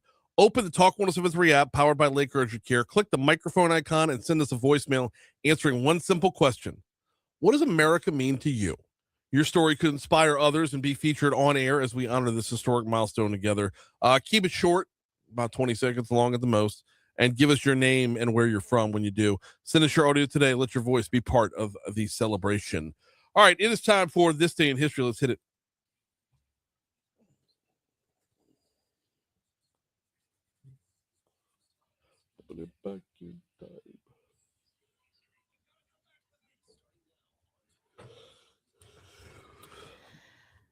Oh, let's see. All right. Back in the year 1756, the 7 Years' War officially began after Great Britain declared war on France. Many historians consider it the first true world war. Kind of like our battle with Mobile over who had the first Mardi Gras. That's not a battle we did. That's I know. They can step up and lie whenever they want to. They can shove it. Just because you're standing on my shoulders doesn't mean you're tall. I love that. In 1800, President John Adams ordered the federal government to move from Philly to the new capital city of D.C. Yeah. Can you imagine how different our country would be if it had stayed in Philadelphia? I know. I can't even. Well, yeah, that's just crazy. I only know D.C. and all the history that surrounds D.C. Right. All right. Skipping ahead.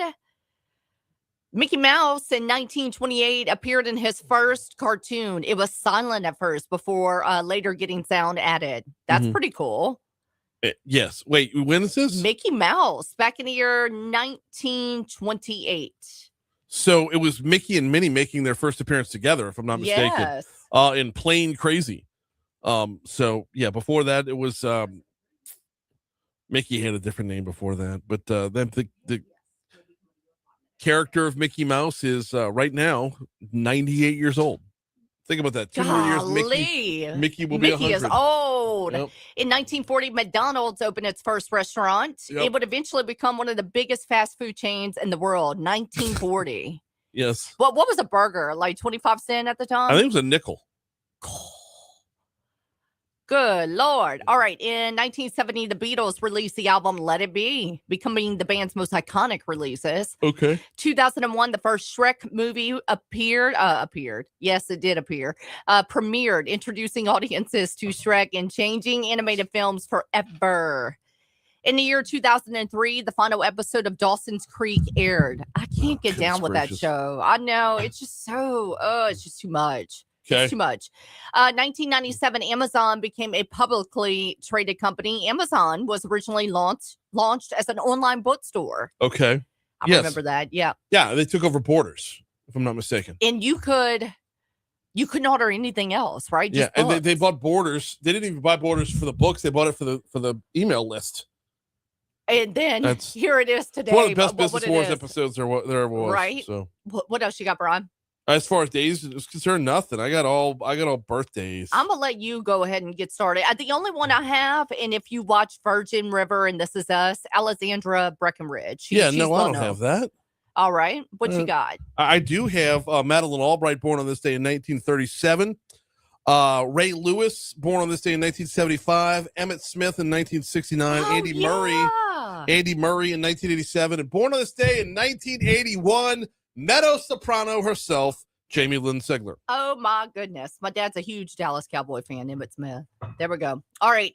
Let's see. June Carter Cash, unfortunately, passed away on this year. Correct. Back in the year 2003. That's really all I have. That's notable enough. That was the one I had too. What you got? Okay. Let's see. National Day. International Casinos Day? Sure. Why not? They got to have something better. Oh. We can roll with that because we got to get out. Yeah. Hour 3 is next.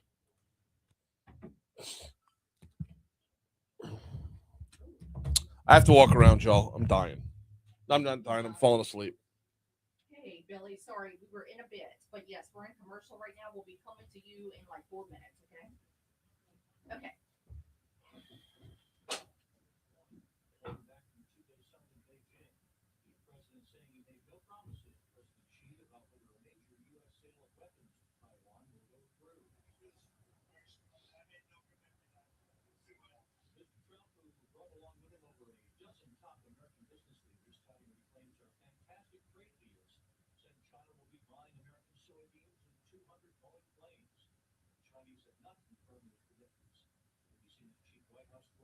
Just do some cocaine, Brian.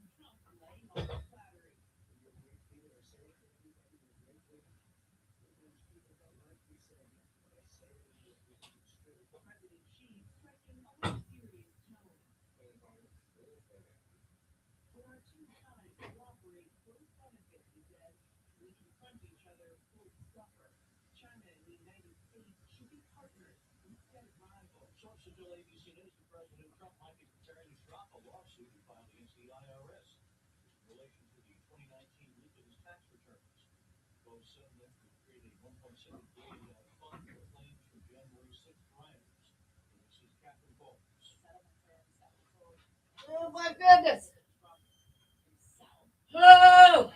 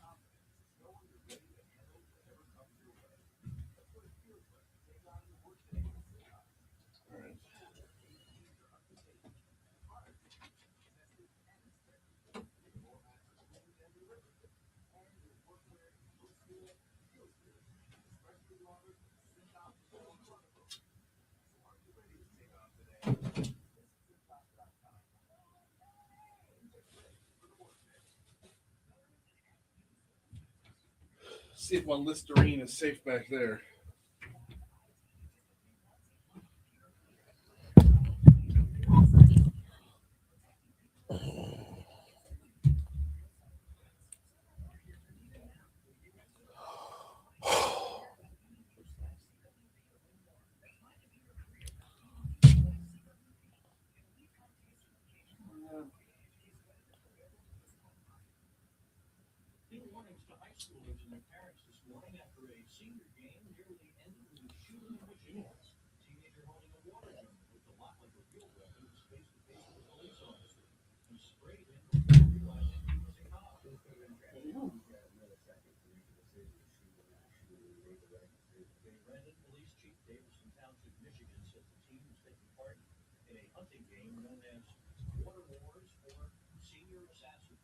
This is Bloomberg Money Minute. Chip giant NVIDIA blasting higher, getting close to a $6 trillion market valuation, a level no company has ever reached. Investors have been plowing money into the chip makers, profiting from a flood of spending on artificial intelligence. NVIDIA shares have rallied 20% over the past 7 days, though they pulled back this morning. Speaking of that, a revival of the AI play broke the S&P 500 above 7,500 for the first time ever yesterday. The Dow jumped 370 points. This morning, futures are looking at losses as investors worry about inflation. Stocks pulling back from a record high. There's growing doubt that oil supply from the Middle East will normalize anytime soon. And private equity firms are said to be swarming around the owner of Ben & Jones. Reuters is reporting that Blackstone is among a number of buyout shops that are exploring potential bids for Magnum Ice Cream Company. Magnum was spun out of consumer goods giant Unilever. Courtney Donovan, Bloomberg Radio. Now a check on your drive from the Talk 107.3 Traffic Center. Cars blocking the roadway on Range near Rushing Road as we approach the I-12 interchange. Blocking left lane there. You like this? You like this? I'm gonna keep cleaning it up. Sure, this one. I wish we had a sponsor.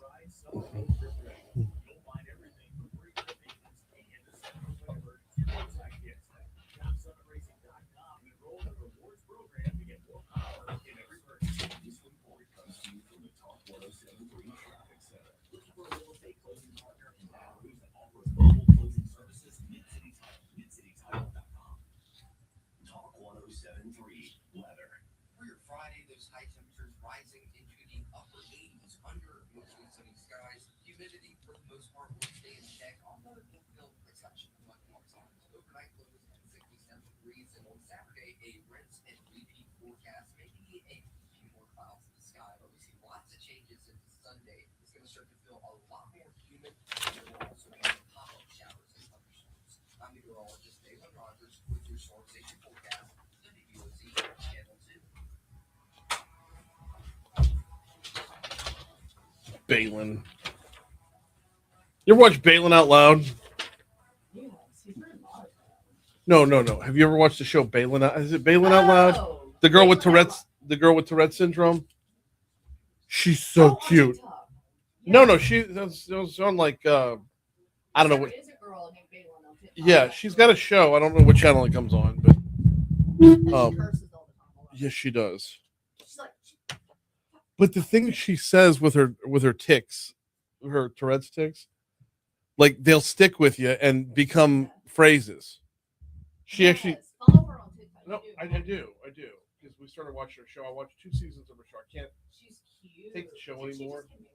She's engaged right now and getting married, and yeah. Just twist my dick and call me a cinnamon roll, bitch. I know. In the middle of like a very serious. It's like I'm going to use that phrase from now on. 7:07 Talk 107.3 FM WBRP mornings with Brian Haldane rolling right along. We've got elections coming up tomorrow. Not to be overlooked on the ballot is that race for state Supreme Court. Judge Billy Burris is on with us right now as he's looking to move into that slot. How are you? Oh no! I fat fingered and like hit a slow no. I fat fingered and hit both the on air and drop at the same time. I'm gonna get him. He'll call back. Oh, that was totally my fault. You got to apologize to that man. No, yeah, I'm going to. That was completely my fault. While I've got a quick second, let me remind you about the folks over at Mathern's.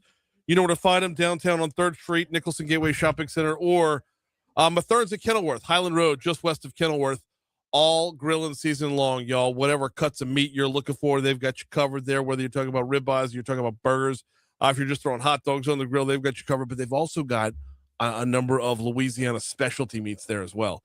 So check them out. Mathern's at Kenilworth, Highland Road, just west of Kenilworth. And don't forget, when you get the Mathern's Rewards app, you're earning cash towards more groceries every time you shop at Mathern's. Okay, now I will be a lot more careful with the button this time. Just hit the one that puts them on air, not the one that says drop right on it. Billy Burris is with us. I'm sorry about that, man. I reached over and hit both at the same time, and that is on me. I guarantee you it's not the first time I've been hung up on during this campaign. That's all right. So how's the campaign gone?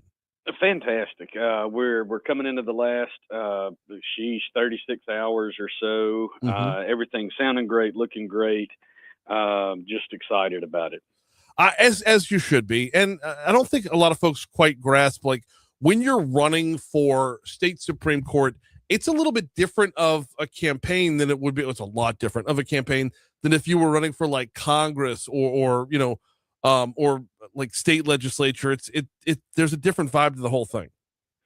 Definitely. We're limited in what we can say because of the judicial canons and things such as that. And, a lot of the issues that you want to talk about, those should be reserved for the legislature and the executive branch. We're in the judicial branch. All we get to say and all we really need to say and should say is that we're going to follow the law. We don't make the law. And if a judge does want to make the law, that's a problem because that's not our job per the Constitution. So working with that, as you've been, grassrootsing this thing, going around meeting potential voters and whatnot, what has been the response? How have they responded to you, and what issues are important to them? Right now, obviously, a big issue. And look, I'm just a regular guy, so most of the folks and most of my friends are construction workers and contractors and those types of guys. Insurance rates are a huge issue. The legislature and Governor Landry, of course, just got through with a lot of tort reform that hopefully in the next couple of years will start helping that. Those are issues that are high on everyone's mind. Obviously, crime and sentencing and those types of things. That's also been part of Governor Landry and the recent legislature's new laws are all coming into play. So all those are very important things. And I think those are also things that I'm going to excel in as opposed to my opponent, just from my experience. And we're going to keep it on you for this this particular interview. Judge William Burris is our guest. Billy Burris, running for state Supreme Court. So when we talk about tort reform in the legislature, does that normally kick all the way up to the state Supreme Court, or is that most issues like that are dealt with in a different court? Yeah, what you're going to see typically is any challenges or if there's any alleged vagueness or ambiguity in any of those laws, they'll be challenged in the district court. But usually within the next year or two, it'll work its way up from those challenges with the district court. It'll then go to the Court of Appeal and eventually work its way up to the Supreme Court. And that's where the ultimate word is put out, and that's what everybody else will follow from there on forward. Stepping aside from that sort of stepping aside from the tort reform issue, what other issues have been popular on the campaign trail? Crime and criminal sentencing is always a big thing. That there's a lot of movements. The AG's office has recently started a program with the initials ICAC. It's Internet Children's Safety. So a lot of the trafficking issues, a lot of the child molestation issues that come along with through video games and social media and all those various things they're doing a great job with better finding those folks and prosecuting those folks. And obviously that's a huge issue on everyone's mind with just the way society's going and more online. So that's a popular thing to hear about. I got to ask about, because it's going to be brought up in a number of different ways with carbon capture being so popular. Any eminent domain issues coming up on the campaign trail? Yeah, it's odd. Eminent domain is big in a couple of the parishes. Mm-hmm. So in Livingston and Tangipahoa, it's a huge issue. In St. Tammany and Washington, it really hasn't become a big issue yet. Obviously, with Lake Maurepas and all those types of issues, that it just hit Livingston and Tangipahoa earlier. And then over in St. Bernard, you have the issue with the port, and there's some eminent domain issues over there that are slightly, different, obviously, but still eminent domain. So yeah, that's a hot topic as well. We've got exactly 2 minutes left with Judge William Burris running for state Supreme Court. Just in these last 2 minutes, if you would, for those that missed you last time you were on, for those that haven't gotten to know you yet, for those that are going to the polls tomorrow, give us the lowdown, give us the elevator pitch on who you are. I am a district judge in St. Tammany and Washington Parish, born and raised on a farm. I bring common sense, Christian conservatism to the bench. I always have, I always will. I don't make a lot of promises. I am who I am, and no matter whether I'm talking to the garbage man or the CEO, it doesn't matter. Then the only two promises I'm going to make are I'm going to work harder than anyone else, and I'm going to follow the law. Being a good judge is really just that simple. Yeah, there's a lot of complex issues. Yes, there's a lot of things to discuss and debate and all those types of things. But at the end of the day, a great judge, all he or she will do is follow the law. And that's what I'll do. He is Billy Burris, or Judge William Burris, running for state Supreme Court. Appreciate a couple minutes this morning, man. Thanks for hopping on board. Thank you, Brian. Appreciate you. Absolutely. And I believe this is public now. He's got an uphill battle, to be sure, because his opponent, who Judge Blair Downing Edwards, who's been on the show before as well, she is clearly the favorite of the attorneys. When you look at campaign contributions and whatnot, I mean, we're talking like to the tune of $188,000 contributed in just the last month from, you got to break it down between the whole list, but you've got the likes of Gordon McKernan, you've got the likes of Dudley DeBosier, Tony Clayton in that list as well.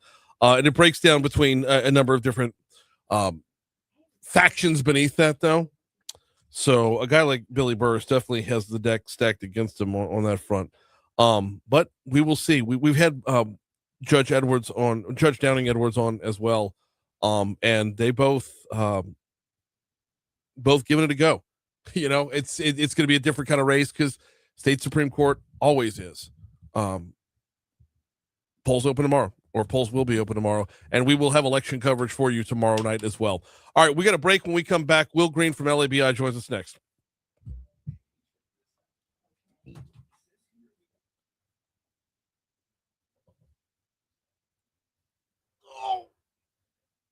Oh.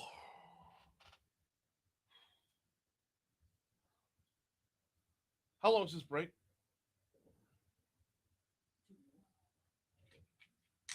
I'll be right back. Oh.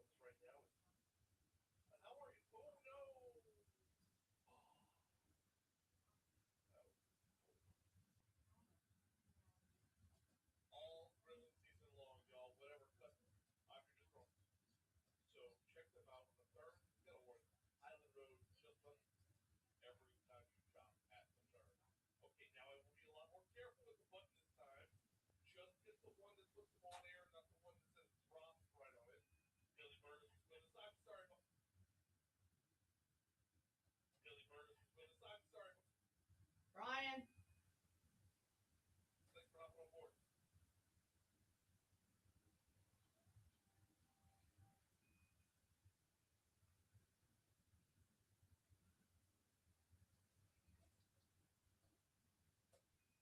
Brian.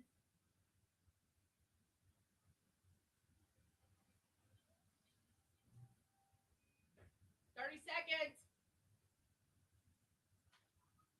Brian. What? Sorry. You told me I had 2 minutes. Well, now you ain't got none. Okay.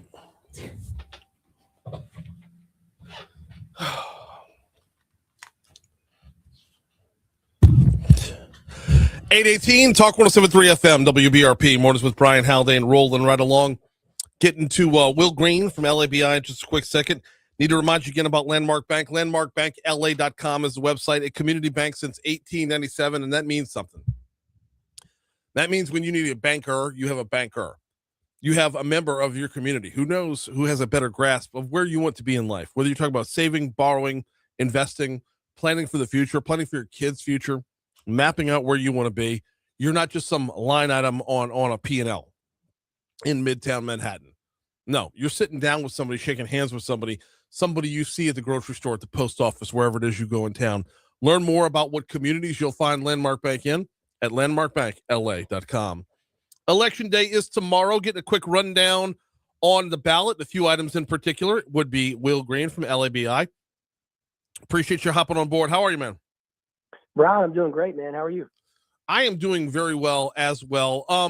We got a full ballot tomorrow, minus a congressional race, wherever you're at. But what's highlighting things for you over at LABI? Yeah, Brian, look, tomorrow I know the voters are excited for a couple of reasons. Number one, they get to go to the polls. And number two, hopefully some of the text messages and mail that has been flooding their phones and mailboxes will lessen a little bit because big election tomorrow. And one of the aside from the Supreme Court race, which I did hear Judge Burris, who he is an amazing candidate that's going to be on the ballot tomorrow. Aside from that race, which we are watching in anticipation, we'll also be supporting constitutional amendment number 4 to hopefully allow local governments to decide whether or not they want to levy an inventory tax. Okay, talk about what this actually does and why it's important.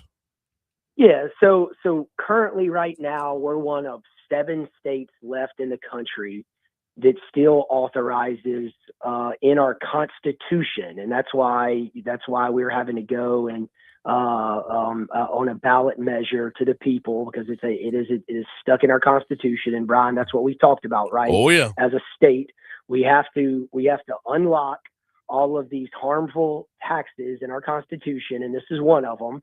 And again, when you talk about being one of only 7 states left in the country that does something, there's probably not a really good reason for it, right? And so this is one of the ways that voters have an opportunity here to continue to move our state forward tomorrow by going to the ballot and unlocking another harmful tax.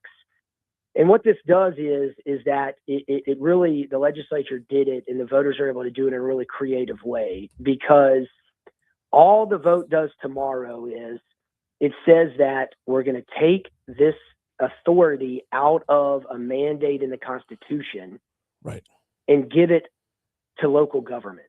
Now, local governments, if this passes, they get to decide whether or not individually on their own they want to continue taxing inventory within their parish. Right. And so the inventory tax currently is a mandate in the Constitution, and it is a tax on groceries, cars, clothes, appliances. It's a tax on small businesses. It's a tax on medium business. It's a tax on large business.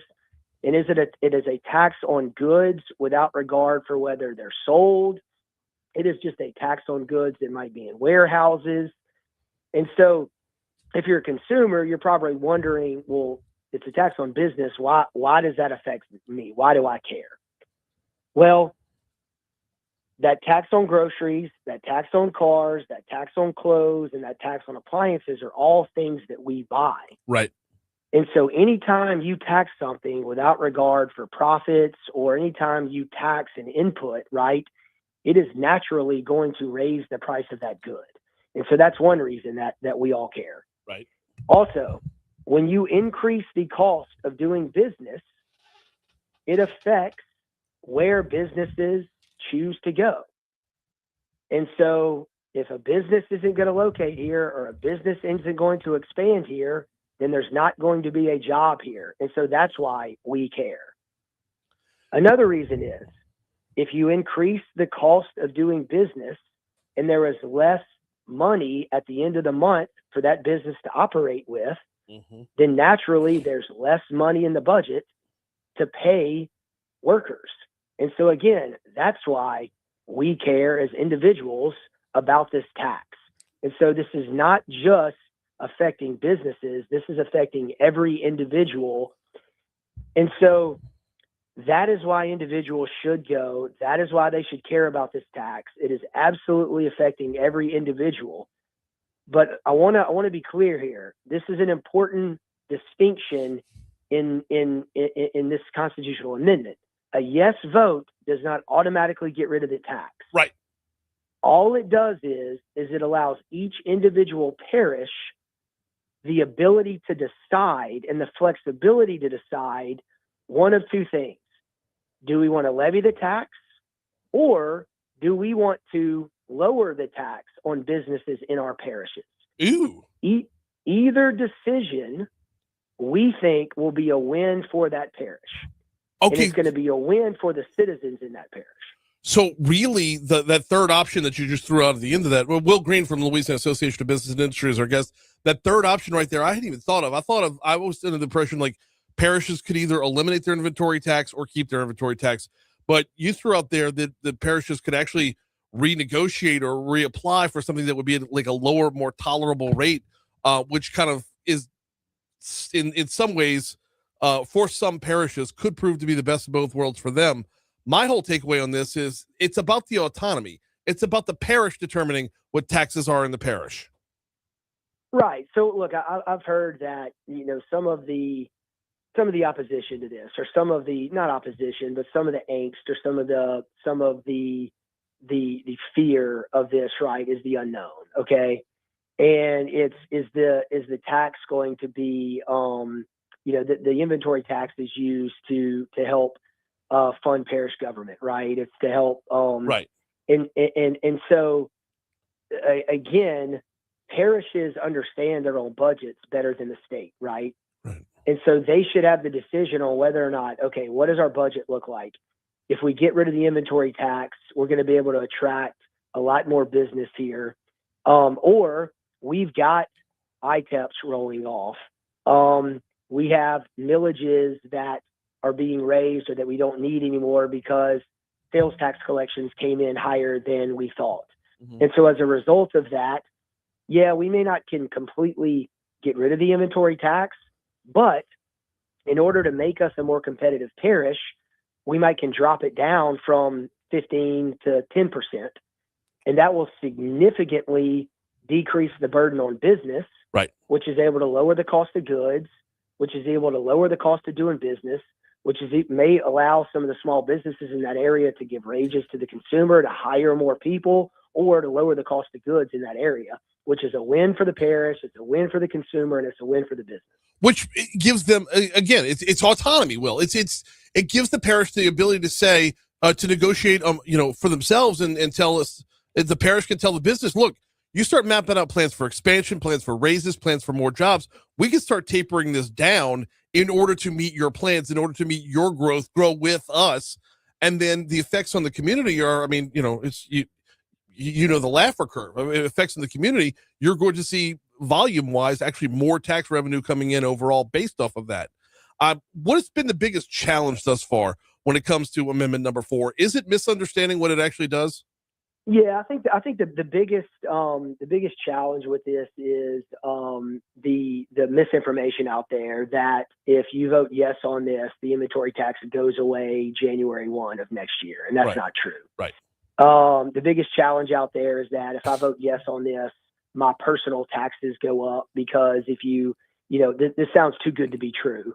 If I vote, if I vote yes, then the local governments, they're losing revenue, and so they're going to come after me for revenue. They can't do that. Local governments can't just go and increase your taxes without a vote of the people and things like that. And so I think there's a lot of misinformation out there.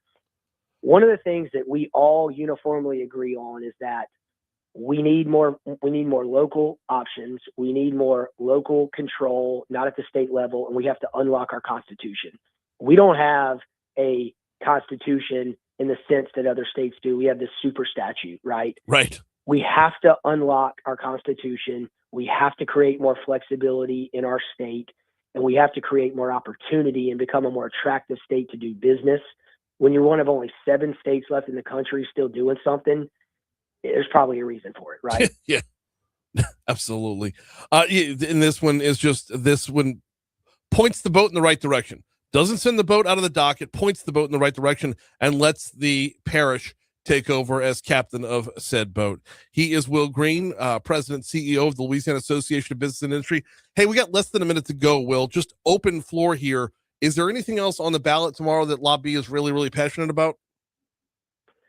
So, look, there's several constitutional amendments out there. We chose to really focus on this one, but I would tell everybody, take a hard look at all of the constitutional amendments, right? There's generally, I think, all some good stuff out there. Obviously, we endorsed Judge Burris. We think he's a rule of law conservative judge, and he is going to continue to defend the Constitution, to be a conservative justice on the bench. And so we're excited and honored to have endorsed him, and we're supporting him in that race. And so we would encourage everybody to do the same. And again, take a hard look at Constitutional Amendment number 4. Give the power back to locals on whether or not they think it's the best decision to do this and help move our state forward. Because not only do we agree, the Tax Foundation, who is the preeminent ranking determiner 4 states across the country said, if we do this, we will significantly move down in the rankings in our tax climate and be a more attractive state to not only do business, but for others to come here and live and work. He is Will Green, President, CEO of the Louisiana Association of Business and Industry. We'll talk to you on Monday, man. Thanks, Brian. Thank you. Here's news. Oh, I'm fading so fast. Promises to President Xi about whether a major U.S.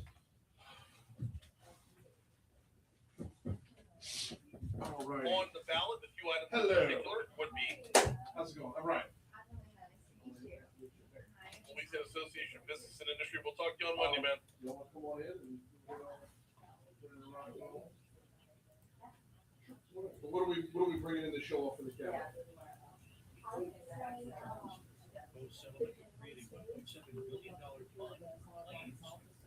Yeah, it's just gonna be like in the background. We have one camera, so it's gonna be in the background of us, and then we'll put up the individual salad right on the camera. So we're primarily a radio show with an online presence. So, yeah. Awesome. Secretary of State Nancy Landry is reminding voters that tomorrow is still an election Go over there and sit at the table so you can get there. Hi, how are you? Hello, I'm Bree. Nice to meet you. Nice to meet you as well. How cute. Look at the little box. That is bougie. I like that.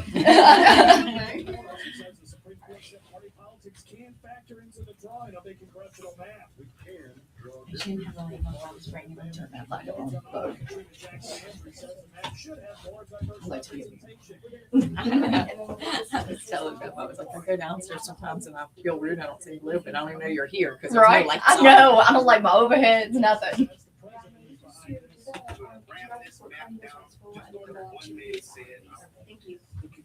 Okay. And how many of y'all are on air with me? Just me and Natasha. Okay. So moving into two. Natasha, you ready? We're like, Scott, is this margarita? What are you doing on the 15th? Like, can I rope you into this? Okay. So it was Elena? Yes. Spell for me. ALAYNA. Last name? Montgomery. The race for U.S. Senate is also on tomorrow's ballot. Polls are open. And Natasha? Yes. You your small girl. Elena's dad. Last name? He knows my son real well because my son works there. You're kidding. I know it does that. Everybody. Well, she's a go-to. You know everybody there. I But worked with her mom. Marcel. Dara truly knows everybody. What do you not know, Dara? My dad's a long-time listener of the show, so I feel like this is a very full circle for me. Like in Awesome. high school, I grew up like literally. He's like, hey, like it's Brian's on, like, you know what I mean? Like, Love that. Yeah. Oh, Love so Brian knows your dad. Well, Yeah. yeah, kind of. I mean, my dad was just a listener, but yeah. Thank you so much. Okay. Where was Y'all are these two mics? Dara? Where was Bo before he was at school? He was back here. Okay. Do you want me to get here or me get that one? Yeah. I don't know. These two or these two? Those two, and I'm on this one. Okay. You're good. That's the one that rolls, so she's got to be careful. They both roll, but like that one really scoots. Roll. I get to be Yeah. tall for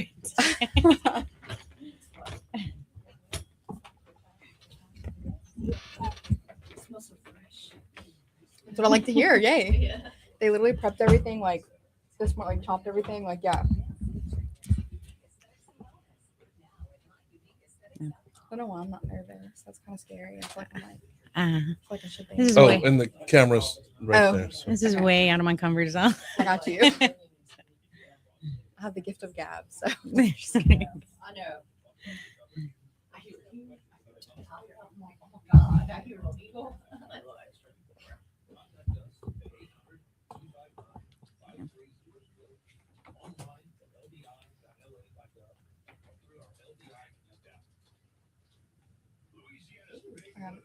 The LTOs, concept, value, and national salad for Bogo next week. So if I forget anything, put in. Okay. Yeah. Yeah, I'll let you talk. Cue cards back there. Yeah. Yeah. I just can't. I think I might forget salad mock, which is really important. Yeah. At least we won't be like Scott. I guess I am a little glad that he did that. It lessens the pressure. Yeah. What? Sorry. He says sorry. I'm better now. It's the weirdest feeling, like, and it's that uncomfortable numb. Hmm.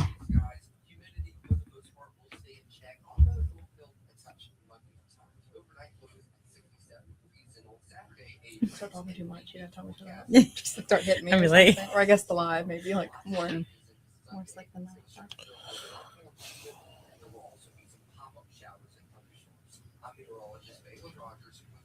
Yeah, I messaged Scott. I'm like, food secure. We made it on time.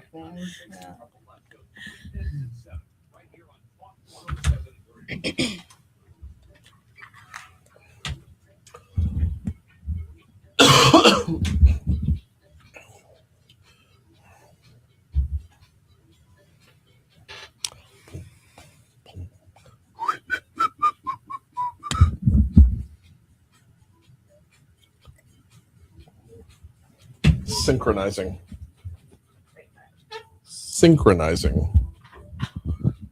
It's 8:36. Talk 107.3 FM WBRP mornings with Brian Haldane rolling right along. Getting you to Foodie Friday here in just a quick second. We got the folks from the Salad Station in studio with us. And when you map out the summer, boy, do we need to start things off with a salad before the Beef Industry Council takes over in just a couple quick weeks. Before we get to them, though, got to remind you about industrymakes.org. Industrymakes.org. I like to call them the return serve for misinformation. When it comes to the industry that fuels Louisiana, when it comes to those who are employing our neighbors and the products that they make, from the shoes on our feet to the tires on our car to literally the roads that those tires drive on.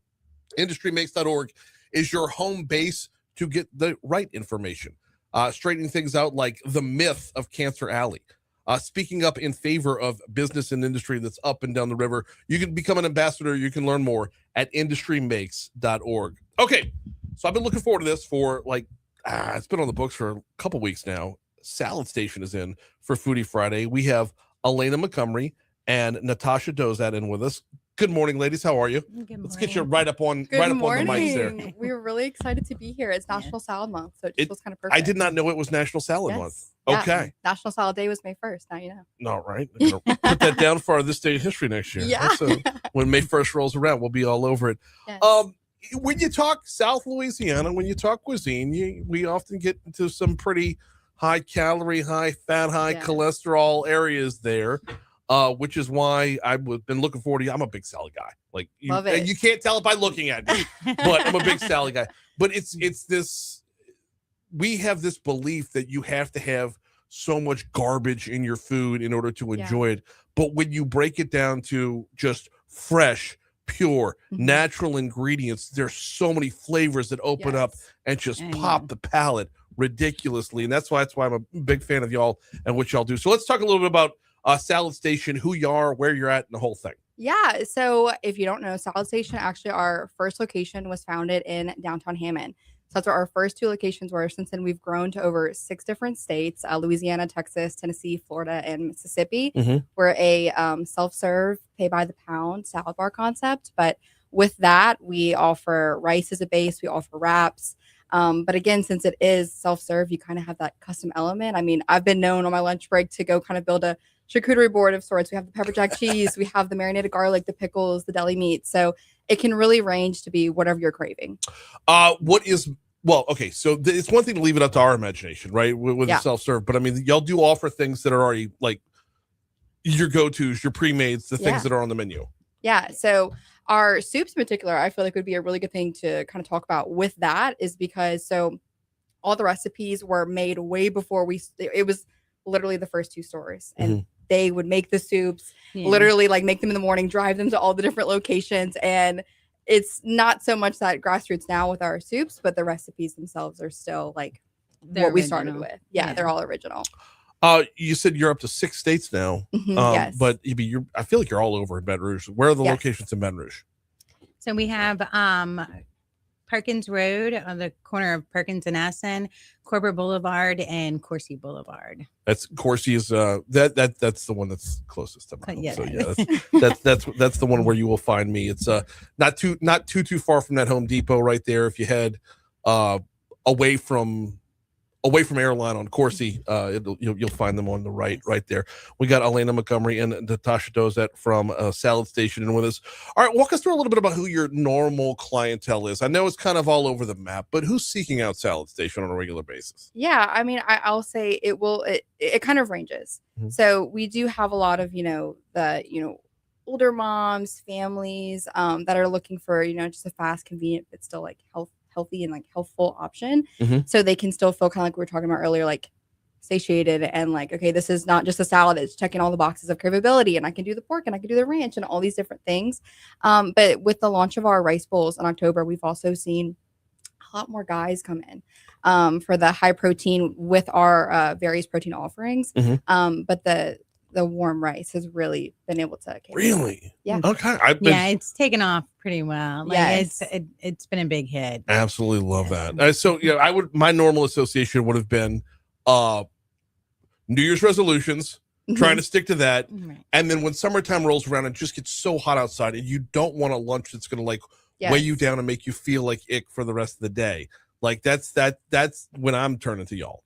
Yeah, and it's salad's so versatile. Like you can come, it's so light for lunch, and then you can have leftover and turn it into a wrap for dinner. I mean, we have quite a few people that do that. Love that. And there's so many options with the portion sizing as well. So, if you're wanting to, okay, I have X amount of dollars, I want to spend for lunch today, it gives you kind of that freedom to be able to still really get whatever you want. We have our new pork carnitas. We have chicken fajitas, our roasted chicken. It's literally prepped every morning fresh. Yes. And it gives you the freedom to be able to really pick what you want. All right, walk us through process. Somebody walks through the front door. What are they doing? How are they getting from point A to point B to finish line? Yeah. So first thing you'll see is our glove station, and it's going to be right by the lettuce bases. So we have romaine, spring, kale, all that different good stuff. You're going to put on your gloves, grab your bowl. And then you'll also see we have some recipe cards on the side. So if you're like, oh, I don't really know, maybe I need some inspiration. Okay. You'll be able to pull those recipe cards, and then you go through. It's a pretty it's a pretty good flow. From lettuce all the way to we have our deli meats, our cheeses, and then we have our 16 different dressings at the end. So completely up to you. And then whenever you get to the end, you have the option to either get it chopped or wrapped, and there'll be someone there waiting to help you if you like that option. And then from there, you can do soups, our lemonades, and check out. Yeah. Very cool. I've never done a wrap. I don't know why. This is a sign. Maybe I need to like expand my horizons a little bit, but I know my go-tos. I know what I like, but I also know that a lot of folks will just lean on what y'all have there. Like they'll follow the step-by-step recipe to go along with it. Cause it's, I mean, you've been around a little bit. You'll know what you're doing. So why not follow the lead of the expert, right? Yes. I'm looking at what we got set up behind us. And if you're watching us on Facebook Live, you can see this in the background right here. There's a couple of pre-made salads over there, but you got what basically is amounting to a portable salad bar. How much catering do y'all? Is that a thing? Yeah. Oh, yeah. Yeah, Talk to me we about do quite a bit. Our Perkins Road location, majority of their sales come from catering, and we anywhere from 2 to 3 a day. At Baton Rouge General or Our Lady of the Lake, we do a good bit. The love that as an option because it looks like it's built to travel for sure. Yeah. And so this is actually our classic salad bar that we have different salad bar options, or you can build your own, but this one is actually our classic with the most popular items. When folks come in, what's the you can out some people here. What's the biggest mistake they make? I'll say this because I made it. Don't be afraid to take a step back and look at the bar before you start building. Because my first time, I just started putting stuff on, and then I was like, oh my gosh, I didn't know they would have this at the end. Like I should have reworked the whole thing. So shamelessly, I will kind of look around, take a step back. Yeah, it is suggested to kind of like scope it out because by the time you get to bar 2, you can easily make a 2-pound salad. It gets a little overwhelming. Yes. So kind of like map it out and plan. Yes. Not only that, but like a little bit of dressing goes a longer way than you think. Yeah, because we get to the bottom and it's just nothing but like kinda the like dressing ranch becomes soup. right. Yeah. That was my biggest mistake. And eyes being bigger than stomach is another one that you run into. Now that being said, though, is there a proper way to make a salad when you're talking about from a health perspective, from a knowing what your body needs, what your body versus what your body craves? I think it's kind of individual to what that person, what if they have a certain diet or certain needs that they're wanting to meet. I know we have a lot of like brand ambassadors that are celiac, and that's why they come with like they partner with us because it's just a really good option for them and they kind of pick and choose. So I don't think this may be controversial, but I don't think there's a certain right way. I think it's really whatever you're in the mood for. And I think that's the beauty about the concept is we'll meet you wherever you're at. Very, very cool stuff. And quite a bit of our dressings are gluten free. That's one of our biggest, and they're vegan. So it's one of the most asked questions. Okay. that we get. Wouldn't have even thought about that on the back end, but I'm not, I don't suffer from celiac, so I don't have to worry about that. When you see the folks walk in, they start making a salad. I mean, it's, you're making a healthy choice right off the bat. Yeah. This needs to be a part of everybody's routine on a regular basis. If for no other reason than to break your normal routine, break the fast food routine. Yeah. Do y'all find along the way that that's what folks are looking for is just that quick reprieve because you're not sacrificing convenience. Mm-hmm. You're sure as heck not sacrificing flavor. Mm-hmm. But what you're doing is you're doing something that's good for you. Yeah. I mean, I think especially once, you get that first visit kind of in and you're familiar with the bar. I know for myself, I don't feel guilty about going eat out. Like, it's like, okay, great. Like I can just run and go get this. And I don't feel like I'm just eating, spinach and vinaigrette. It's so much more craveable than that. I have my feta, I have my chicken, my banana peppers. I think it's definitely meeting that need with and not so many more options, like even the price point. Like if you went to Wendy's and got a hamburger, like a meal, a combo meal, the price point's going to be about the same. Yeah. For a healthier eating. Yeah, and I'm a big food as fuel guy. I'm a big food as fuel guy, and you're not going to feel run down afterwards. You're not going to feel because we're not talking about just. I love a good burger. But when you combine a burger with fries coming out of the deep fryer and you're piling a couple things on at the same time there, it's not going to be a productive afternoon. Yeah. Right. So flip that around and fuel up over at Salad Station and you will see a different result to be sure. Okay, so we're going to break in just a minute. Okay. We'll hit Your Money Now and traffic on the air on Facebook Live. I'm going to take a test drive of some of the things that y'all brought in here. But before that, I want y'all each to walk through what your go-to is when you're walking through Salad Station. What are you making sure you grab every time? I always start with romaine. Like that's my non-negotiable. Like it has to be in it. And then I've recently started introducing our roasted chickpeas, banana peppers, and kind of basic. And then I do the crispy chicken tenders, and jalapeno ranch. That's my other non-negotiable. If you have not tried that with like some cracked black pepper is out of this world. Okay. Yeah. So kind of it's not a lot, but it packs more of a punch than you think. And Natasha, what's your go-to? Right, my go-to, there's so many options. I can have a different salad every day of the week, but I normally do like iceberg lettuce. I like the feta cheese with the shrimp and maybe some fresh jalapenos. And I love the jalapeno ranch with it. That's 2 endorsements of jalapeno ranch right there in just under a minute. I think when I'm in, it's like I make sure that I'm getting something different added to the mix every time. It's chicken is a go-to. Spinach is a go-to for me as well. Yeah. I'm never committed to one particular dressing because I like to try different flavors. Yeah. So, but now I got to make sure I go after the jalapeno ranch. We've got Your Money Now coming up here in just a quick second. Hey, before we take our break though, do need to remind you about the spring cha-ching going on at talk1073.com. The Talk 1073 Spring Cha-Ching, powered by Citizens Bank and Trust, is back. Register today at talk1073.com for your chance to win $5,000 cash. It's Spring Cha-Ching from Citizens Bank and Trust and Talk 1073 FM going on right now. By the way, while you're at talk1073.com, go ahead and check out the Louisiana Business Weekly podcast. Check out the Moon Griffon podcast. We've got them both going courtesy of shouldn't say courtesy of. It's available over at talk1073.com. All right, we got a break. Your Money Now on air. A little taste test going on Facebook Live. Okay. I apologize, y'all. I have to respond to this. I got a No, you're okay.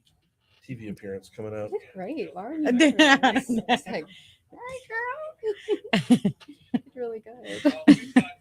I tend to ramble when I get nervous. I think it was perfect. Okay. Yeah. The carnitas smell really good.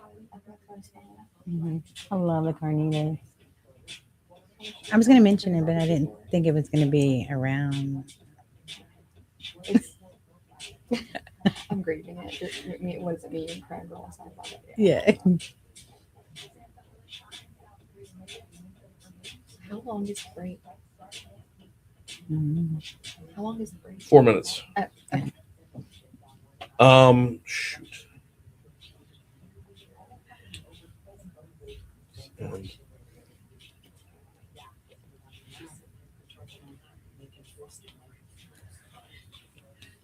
I'm gonna have to try your bill now.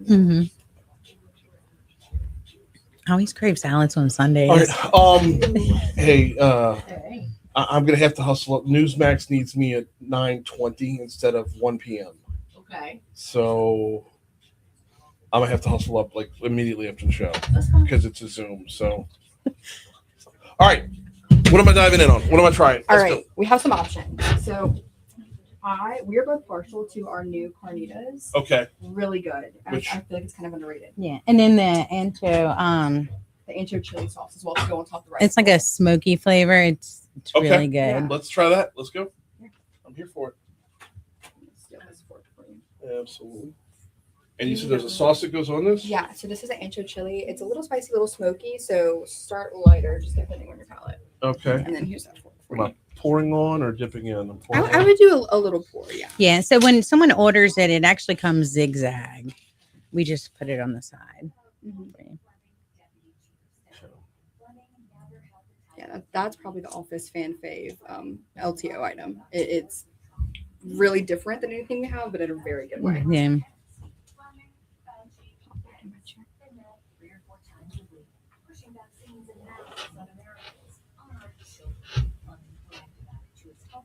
And then we have our it's like the fire roasted jalapeno salsa as well, and our Mexican street corn as well. Yeah. Pork is so on point. That's what we're saying. It's so good. Yes, it's so underrated. Really, Y'all do that in house? it's prepped. I mean, every morning. It's we cook it. It comes. It's our recipe, but we just for consistency, we have it delivered like in a reheatable fashion. Okay. But with that, it's not microwaved or anything. They boil it with the sauce already in.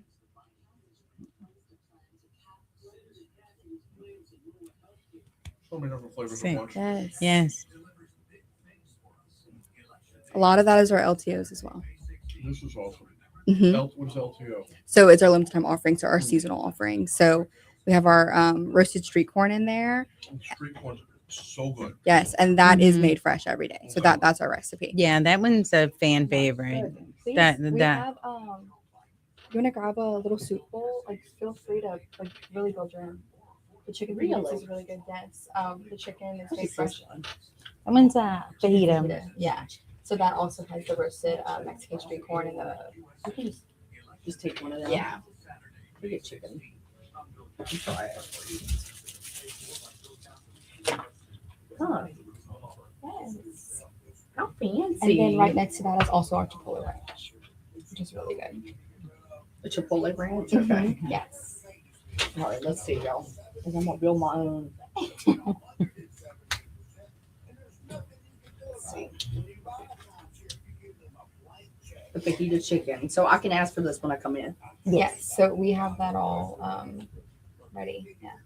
Now, if you did want a rice base, that would be something where the people behind the bar would serve the rice Like a for you. burrito bowl. Yeah, Yeah. exactly. Yeah, just because we want to, have the rice be as hot and fresh as possible.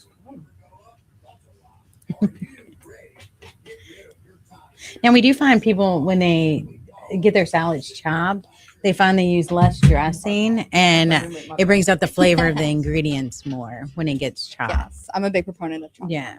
Ooh, I just got a Make big that old point thing on of the back. cilantro. Then we come back in. Okay. That's why I like to get it chopped up. Like it just I was gonna mixes say, let me everything get us better. back It's in. like a Now bite I'm of gonna use my salad. everything Yeah. the whole time. Ooh, I have a tortilla. Little tortilla crisp. Mhm. Yes, and that's an evergreen topping, so those don't go away. Yeah. So our chicken fajitas, the fire roasted salsa, and the roasted street corn. That is all going to be available until the last day of June. And then we just shot our new, it's a secret, but our new items that are coming up, and we're really excited about them as well. So those will be launching in July. Yes. What was the sauce called again? The ancho chili sauce. Ancho? Yes. Ancho. Yeah, ancho chili. Yeah. It's like smoky, spicy, but still like Kind it's of not. Chipotle-ish. Yeah. Almost like a Southwest sauce. Kind of. Yeah. It is, Yeah. very much. Yeah.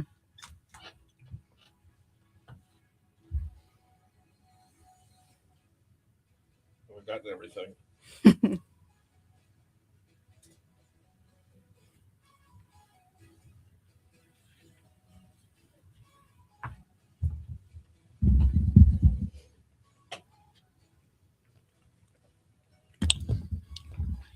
$8:56 Talk 107.3 FM WBRP mornings with Brian Haldane rolling right along.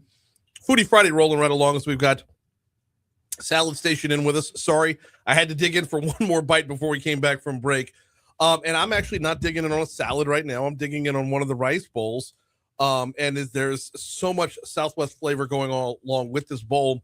It was I went to Carnitas. Yes. And this pork is so on point. It is. How are y'all managing it? Because you're not like a barbecue smokehouse place, but that's the feel and the vibe that it's got. Yeah. Well, I mean, it goes back to, so we try to prep and R&D as much in advance as possible. Mhm. So we're able to taste through everything. And with that, as Natasha mentioned, so the pork at all of our locations is the same recipe. And we do that. We want it to be consistent. So we make it all, send it out to be able to carry that flavor across to no matter what location you visit. So not only is there's just a tiny hint of smokiness to it. That might be the sauce, the ancho chili sauce. Yes, it's a little smoky. Pulling out the smokiness to it, but it makes it so amenable to everything else that's in the bowl. And what you'll find that like you're not going to get everything in every bite, right? But you're going to find that like the corn and the onion pair well together along with the pork. And then the black bean and the jalapeno, which by the way, fresh jalapenos that aren't melting my face. A lot of times you'll have either a pickled jalapeno that's tolerable or a fresh jalapeno that makes you scream. This is a fresh jalapeno that is not burning your face down. So absolutely love that. This bowl right here, what does that run me if I walk in and like is on the normal menu? I would say online orders. This would be one of our signatures. So the great part about this is that you can literally get in the app, order it for like pickup, and then literally like leave the office, come in, swing by, pick it up.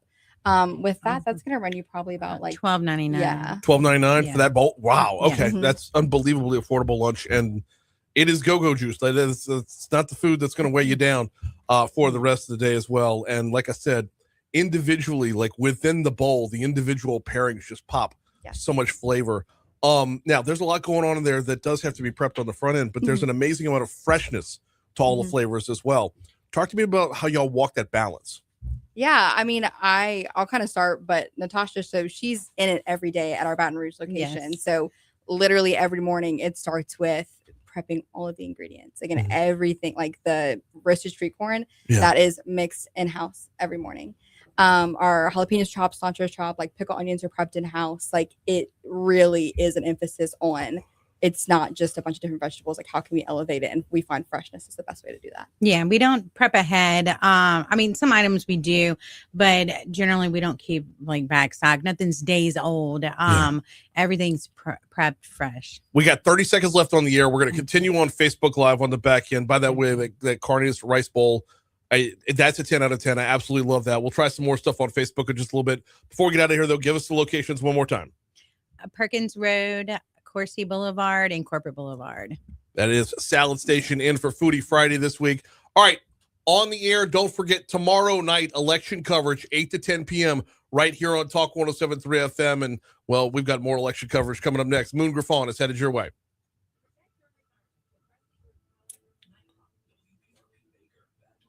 Okay, so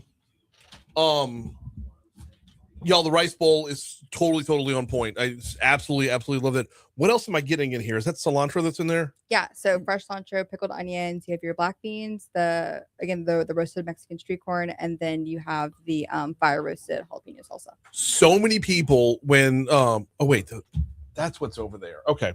Sorry. It was the fire roasted jalapeno salsa. Yes, yeah. Okay. I need to make sure give me one more second. You're good.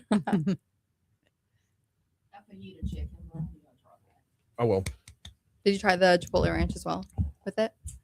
Yes, so good. Yes. That's there's so many different things going on that you want 2 to 3 things in each bite. Yeah. Like and to keep it mixed up and to keep it going. But they all maintain their own individual flavoring as well. They're on like so many people do roasted street corn and they try to add so many ingredients to roasted street corn that it's like you forget that there's corn. Yes. Right? It's like, oh, look, here's 1,000 different seasonings. Y'all like the corn, like corn tastes like corn. Yes. Yeah. Black beans taste like black beans. It's amazing like what happens when you let the natural flavors be the natural flavors. I think that goes along with like freshness, like I were talking about. It's just like letting high quality produce, like just letting the actual like vegetable itself shine. Because too, I think that gives you more freedom on what to pair it with as well. You know what I mean? So yeah, absolutely. Look, y'all know where to hit them up. Thank y'all so much for sticking around for an extra minute or so. Go see our good friends at Salad Station. Look, as the temperatures get hotter, you don't want to be weighed down all afternoon. They've got you covered with just awesome, healthy meals and more importantly, flavorful meals as well. We'll see y'all on Monday, or I'll see you tomorrow night.